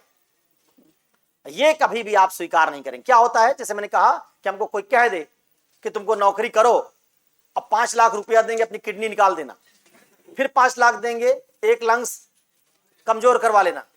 मैं नहीं करता हूं। क्यों नहीं करता हूं, क्योंकि इनका मुझे क्या है, महत्व और बोध है। तो जब मुझसे कोई कहता अपनी भावना छोड़ देना, नौकरी करो, अपनी नैतिकता छोड़ देना, अपनी संवेदनशीलता छोड़ देना, अपनी बौद्धिकता, तो ये सब भी तो हमारा आर्गन है, इसी के साथ तो पैदा हुए थे, क्यों छोड़ दे। जैसे हम अंग का ट्रेड नहीं करते नौकरी में, वैसे अपने ईसेंस का भी ट्रेड नहीं कर सकते। ये बात समझा के इस केस स्टडी को हल करोगे। हर केस स्टडी में ना कुछ अलग अलग वही सेम बात पूछी जा रही है, या तो सेम तरीके से लिखो या फिर क्या करो, उसमें कुछ नयापन लाओ। तो इसमें नयापन लाओ वो मनुष्य और पशु वाले आइडिया का, और कह दो कि आज अगर बहुत सारे उदाहरण भी तुमको दिए थे ऐसे मैंने पहले, कि आज बहुत सारे अनुसूचित जाति के व्यक्तियों से पूछा जाए कि तुमको खूब भौतिक सुख देंगे, लेकिन तुमको 300 साल पहले वाले बड़ व्यवस्था वाले समाज में लौटा देंगे, जहां जाति सूचक अपशब्द होंगे, गालियां होंगी, सब काम नहीं कर पाओगे, पैसा दे देंगे, क्या पाओगे, अनुसूचित जाति के व्यक्ति वापस लौटने के लिए तैयार नहीं होंगे। स्त्रियों से कह दें, उसी समय लौटा देंगे, सती प्रथा में जल जाओगे, मथुरा वृंदावन जाना पड़ेगा विधवा होने के बाद, और खूब पैसा दे देंगे। मान लो कहते खूब पैसा दे देंगे, मतलब तुम्हारी गरिमा चली जाएगी, स्त्रियां इसका चयन नहीं करेंगी। तो इसका मतलब क्या है, इसका मतलब यह है कि जहां जहां हमको केस स्टडी में क्या कहा जा रहा है, पैसा ले लो, तो बाकी सब छोड़ दो। अगर ये बात सही होती कि पैसा ले लो और बाकी सब छोड़ दो, तो फिर तो गरिमा का, मूल्य का, नैतिक मूल्य का कोई मतलब। अरे वो नैतिक मूल्य ही तो है जिसने दलितों की गरिमा को, अनुसूचित जातियों की गरिमा को लौटाया। नैतिक मूल्य ही तो है जिसने स्त्रियों को आज ये तुलना करने लायक बनाया है कि हम 1000 साल या 500 साल पहले नहीं लौटेंगे, क्योंकि उसकी नैतिकता कमजोर थी। तो आज की स्त्रियां 500 साल पहले के अनैतिक समाज में नहीं लौटना चाहती हैं, भले तुम उनको पैसा देने के लिए तैयार हो, और तुम कह रहे हो कि हम उसी पैसे के लिए सारी नैतिकता। दोनों बातें कैसी? तो इस तरह के नए तर्क का इस्तेमाल तुमको इसमें करना पड़ेगा, इसके स्टडी में जो अगली वाली है, और कहना पड़ेगा कि शीर्ष प्रबंधन अगर हमको इस तरह से कहेगा, तो एक तो पहले मैं उसको समझाऊंगा, सवाल अगला जो है समझाऊंगा कि तुम्हारा अपना मार्केट धीरे धीरे चौपट हो जाएगा, कंपनी की ब्रांड वैल्यू कमजोर पड़ जाएगी। अगर ये मीडिया का एज है, अगर यूरोपीय संगठन ने या यूरोपीय देशों ने तुम्हारे प्रोडक्ट के ऊपर कुछ कहा, तो उसका खबर भारत तक में छपेगी। जैसे आजकल देखते होगे तुम, कोई कार ना, वो सेफ्टी रेटिंग में अगर 0 आ जाती, टेस्ट हुआ लैटिन अमेरिका में कहीं, और खबर छपती है भारत में भी, और क्या होता है, बहुत बार उस कार को लेने का मन हम बना रहे होते हैं, लेकिन देखते 0 रेटिंग आई, कहते हैं नहीं खरीदेंगे। इसका तो आज ग्लोबल दुनिया में मार्केट भी ग्लोबल हो रहा है। तो ये मत सोचिएगा आप कि आपकी कंपनी के खिलाफ यूरोप में अगर कोई कार्रवाई होती है या यूरोप में आपके प्रोडक्ट को रिजेक्ट किया जाता है, तो उसका असर भारत के आपके मार्केट पर नहीं पड़ेगा। तो ये बात भी समझानी कि इसमें कंपनी का फायदा भी नहीं। और जो ये लड़का है, इसका नाम क्या है, जो शादी वादी करके अभी आया है, नाम नहीं इसका, ये गुमनाम है, ठीक है। तो इसको कंपनी के तर्क देंगे, कंपनी के हितों वाले तर्क समझाएंगे, और उसके व्यक्तिगत हित वाली बात बताएंगे। कहेंगे कि इस कंपनी में तुम्हारा लंबे समय तक ग्रोथ नहीं हो पाएगा, क्योंकि तुम दोनों की वैल्यूज अपोजिट हैं। तो वैसे भी तुमको यहां वही काम करना चाहिए जहां तुम्हारे कैरियर की ग्रोथ की महत्तम संभावना, और तुम्हारे कैरियर की ग्रोथ की महत्तम संभावना उस जगह पर होगी जहां सत्यनिष्ठा की कीमत होगी, जहां क्वालिटी से समझौता, क्योंकि आदमी क्वालिटी कॉन्शियस आदमी है, कि क्वालिटी समझौता करने के लिए तैयार, तो उसको वहीं जाना चाहिए। और हम क्या ये मानेंगे क्या कि दुनिया में ऐसी कंपनियां नहीं है? दुनिया में बहुत सारी ऐसी कंपनियां हैं जो अपनी गुणवत्ता समझौता नहीं करती, ठीक है। तो यहां भी वही बात कहोगे कि अगर वो छोड़ता इस कंपनी को, अगर वो नहीं कंपनी मानती, तो फिर इसका मतलब है कि ऐसे किसी आधार पर छोड़ने पर उसकी मांग घटनी, योग्यता तो उसके पास थी, अब क्या है, एक अतिरिक्त नैतिकता आ गई कि उसने समझौता नहीं किया, इससे उसकी मांग बढ़ जानी चाहिए। तो ये कुछ तर्क बनाकर आपको इसके लाभ के बारे में एक बात कहनी होगी। तो एक क्लास हम लोग आगे केस स्टडी के लिए सोच रहे थे, तो एक तरीके से आपका करवा ही दिया कुछ ना, इसी में करवा दिया जो इस साल के आए। इस साल की केस स्टडी में डाइवर्सिटी नहीं है बहुत, इसलिए एक इसका फायदा हुआ है कि एक ही तरह की केस स्टडी अगर आए तो भी उनमें आपको आर्गुमेंट्स रिपीट नहीं करने हैं, नई बातें सोचनी है।